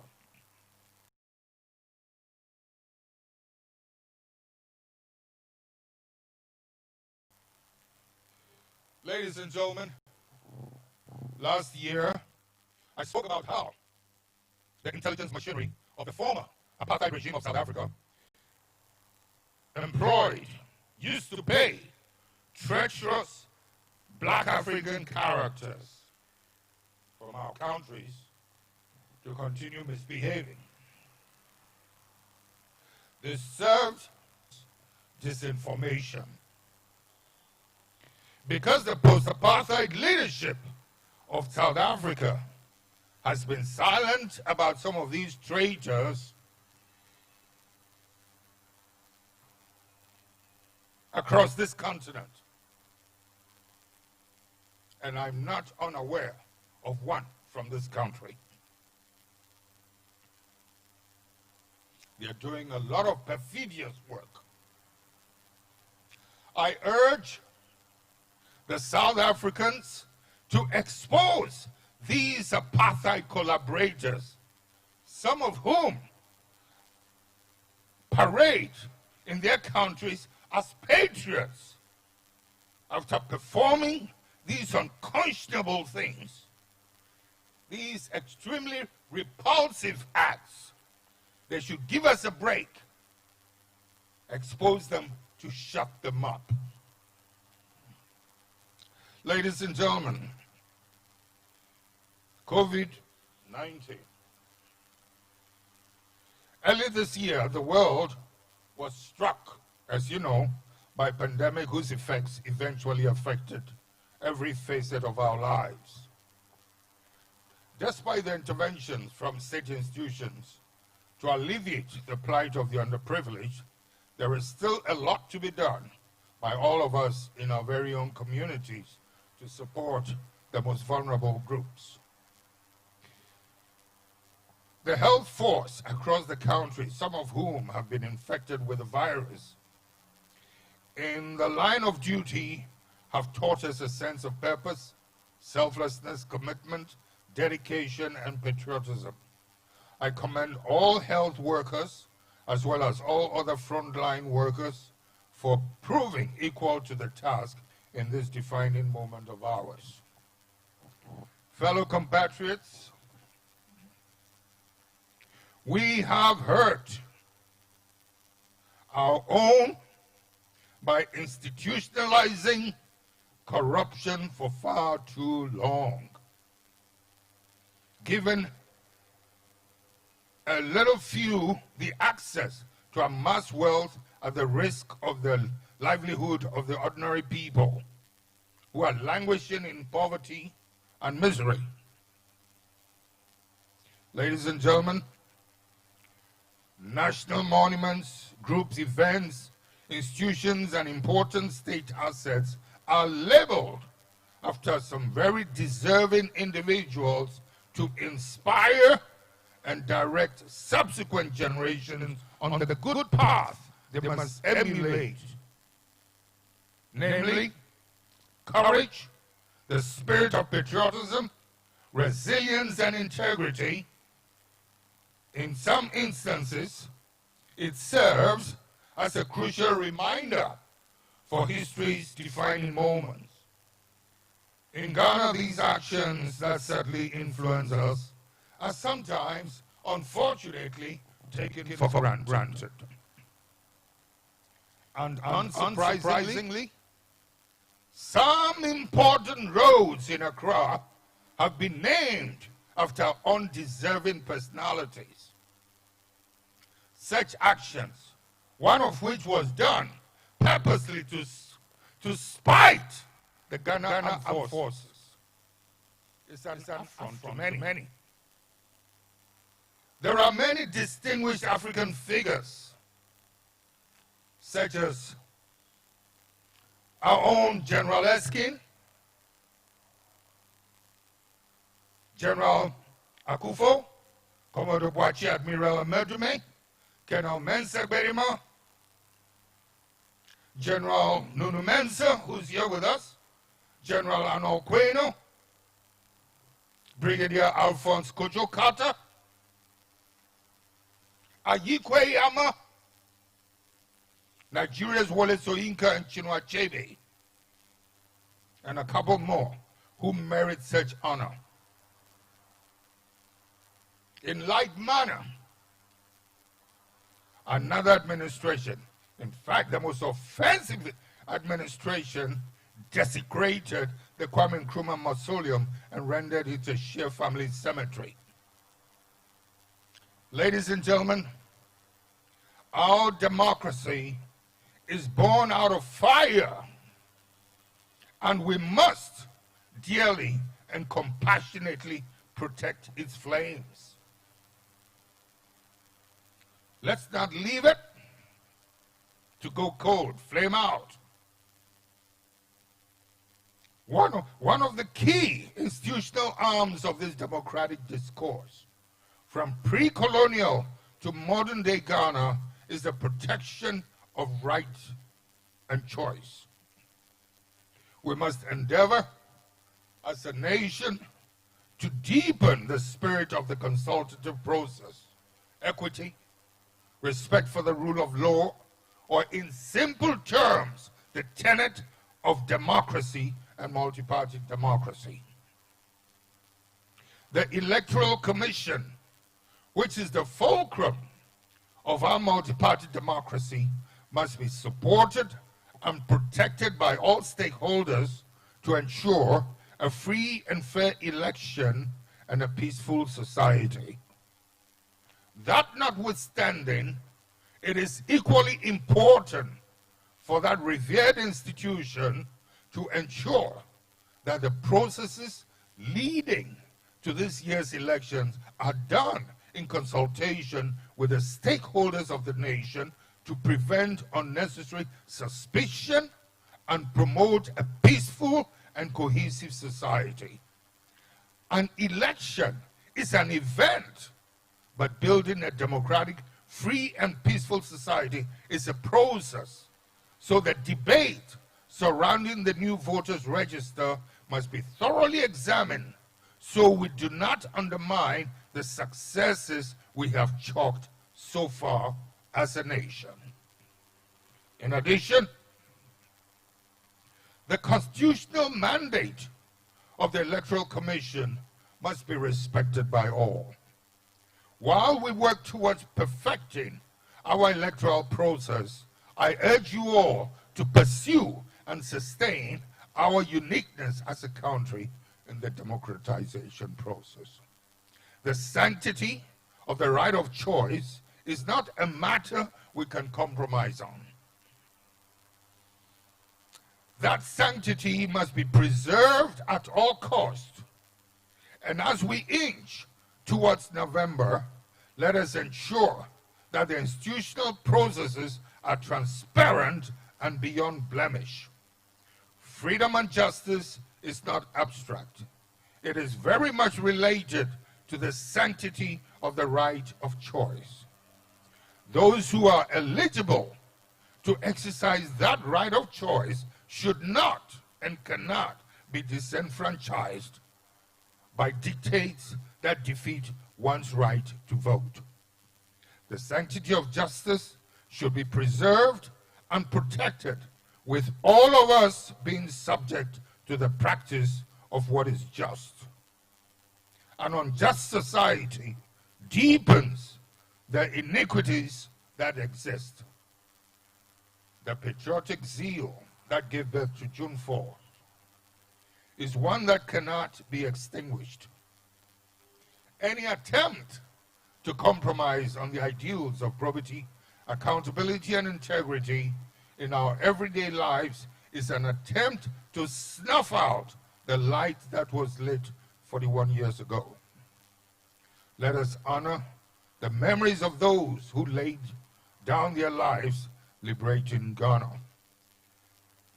This has been a fairly short address. There were so many things I was hoping to share with you. Some of the very callous things that happened after I left office, all designed to turn the face of the ship 180 degrees. Disgraceful things. And it took so long. 4 years, another 4 years. And I kept insisting to Professor Mills, please investigate this, that one, this one. But no. Some of his handlers decided to make a so-called enemy out of me, and rather decided to carry on that way. See where we are today? The loss we suffered in this last election could have happened, I think, was it in 2012? It would have been one of the most disgraceful losses we'd ever suffered. A party that was not built by Rawlings. It was, the closest to it was probably Nkrumah CPP. It was born out of the people, the revolt of June 4th, 31st PNDC, and then 92 constitutional listing. People have the tendency of calling, I entered democratic rule in 92. And I correct them, I say, no, I didn't enter democratic. Constitutional rule in 92, but democracy started well before then. Yes. It was one of the finest times in our history. We need to talk about this a lot more. Some of the intellectuals have been, in our party, have been a real letdown. They'll open their mouths. I don't hear much coming out of their mouths. Just a handful of them. They should boldly draw the picture for you to see.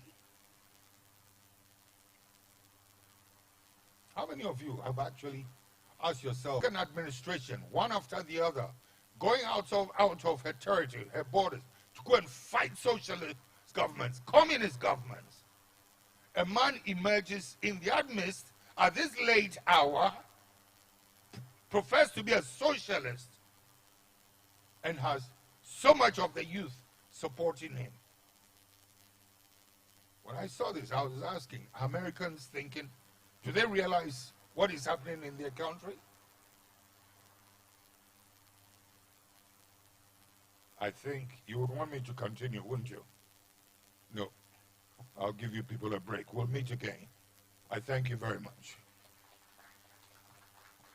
Not even the so-called socialists here have ever bothered to school, educate Ghanaians in their socialist beliefs. Jesus Christ, the biggest socialist, was actually snatched by these so-called capitalists. And they made an icon of him. the Son of God, and whatever it is. A God to be worshipped. And they've completely disregarded the life of Christ and what he stood for, what he did with his time and energy. You get me? Are you sure? Later. Later. I'm not done. Hello. Sit down.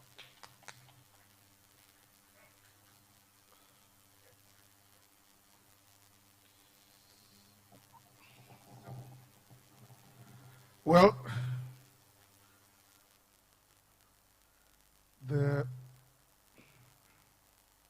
I don't know whether I'm emotional or I'm passionate. Certainly I'm not angry. No. Maybe a bit emotional. The leader of the uprising has spoken. And he talks about the flame that lit that uprising. And for that matter, the flame that lit the NDC. The lies on social media. I happened to travel with the founder and the leader to Ho to go and commiserate with the regional chairman, Comrade Ametepi, who had lost the wife. The Friday prior to that movement, the founder had been so insulted on social media, only because he attended the funeral of the late Brigadier Ahiaglo, and some picture was captured of him having supposedly sat and turned his back to the flag bearer of the NDC. So insulted, until we got to Ho and he asked Dan to go into the vehicle and pick up a pillow. And when that pillow was brought, he showed it to everybody and said, "This is the pillow that I've been sitting on in my vehicle for years. Because as a young officer, I tried landing on the parachute. I didn't land well, and my back has been aching me for decades. So when I sit, I have to sit and turn every now and then until I'm comfortable." Yet, he's insulted. Me, I'm insulted. People are paid. Go insult him. Call him names. The other side, they have the airtime. They propagate what they want to propagate. We have airtime, and it's to cast aspersions at our own. Call them names. Traitors. Whatever. Well, the flame has been lit today. We are spending the anniversary. It's up to leadership. There's the desire, there's the passion. But if you don't lead and lead well, don't blame anybody for your woes. Every team coach decides the players who will play on the team. If you are not even in the reserve, you dare not wear a jersey and go on the pitch. It's against the rules. Coaches should choose their teams and be responsible for the results of the games that they encounter. We have been here today. 41 years ago, if the coach and the leader did not lead us onto the park and the pitch to win matches, we won't be celebrating June 4th. Those of us who have come after him, let us play matches and win the matches. We may not win everything, but with conduct and a clean heart, I'm sure we can win many more matches. The orchestration on social media is enough, and people must be called to order. At this juncture, founder, will thank you for your words of exhortation. The flame shall not die, the passion shall not die. Those of us who know what you stand for will continue to support what you stood for. Of course. And your daughter, when she was working in Honorable Senator, you mentioned her name. They say you hate the NDC. Yet your daughter is a member of parliament on the ticket of the NDC. Those who say you hate the NDC, how many of them have put their children in the forefront of NDC politics? Imam, can you give us the closing prayers? Thank you for your leadership, sir.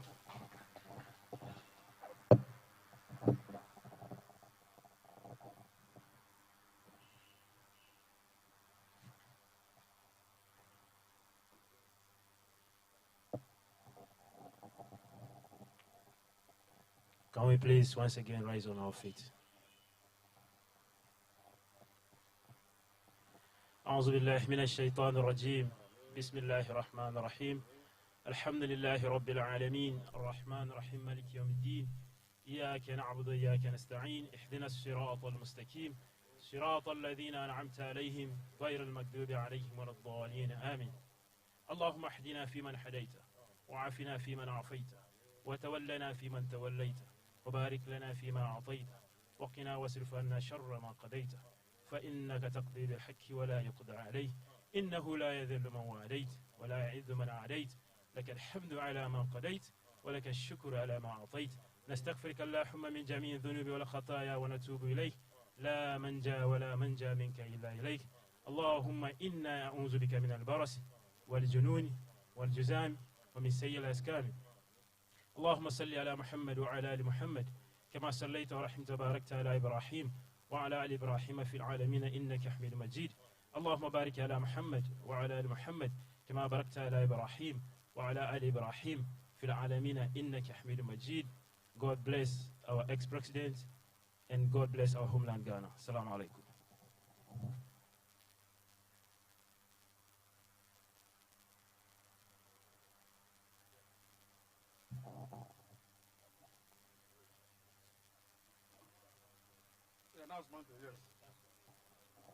Well, thank you very much, all of you here present. Squadron leader Dagbe joined us at the tail end. He's here, sir. Squadron leader Dagbe. Group Captain Fojo, General Nunu Mensah, Honorable Samuel Nyama Donko, Dr. Benjamin Kumbo, Ambassador Dana Bodakwi, Honorable Fusampo, Honorable Seniketia. We thank you very much. And we believe. Party anthem, give it to us. Yes, maybe.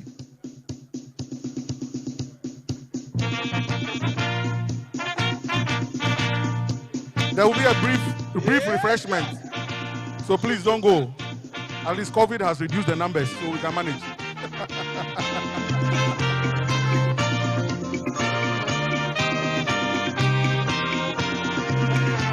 Arise for Ghana, operation of the land, forward and seek your future, development our God, from vision to victory, and essentially, Democrat, Ghana.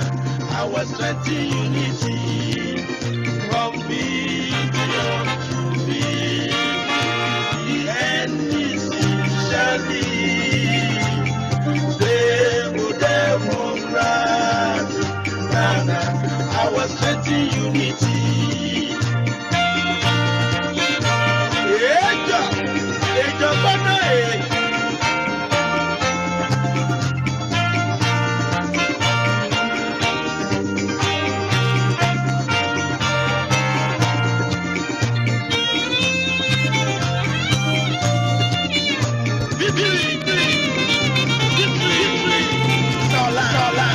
Okay. So the reception will take place. Social distancing, social protocols.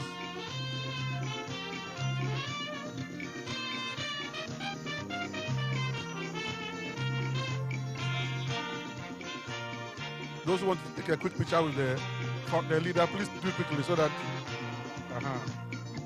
the picture opportunity.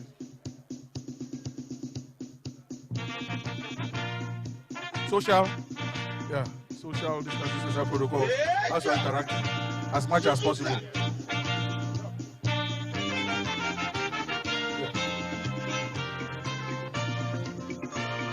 The reception will be down here.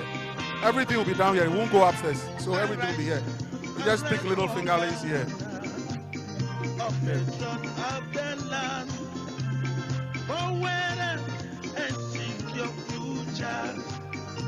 Development our God, from vision to victory, and essentially, Democrat, Ghana, our strength in unity, from vision to victory, and essentially,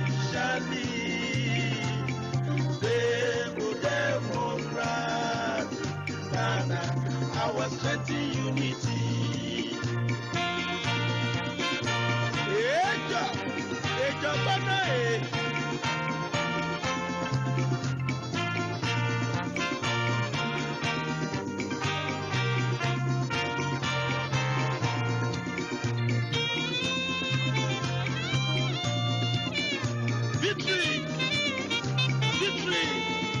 is our land. Victory is our land.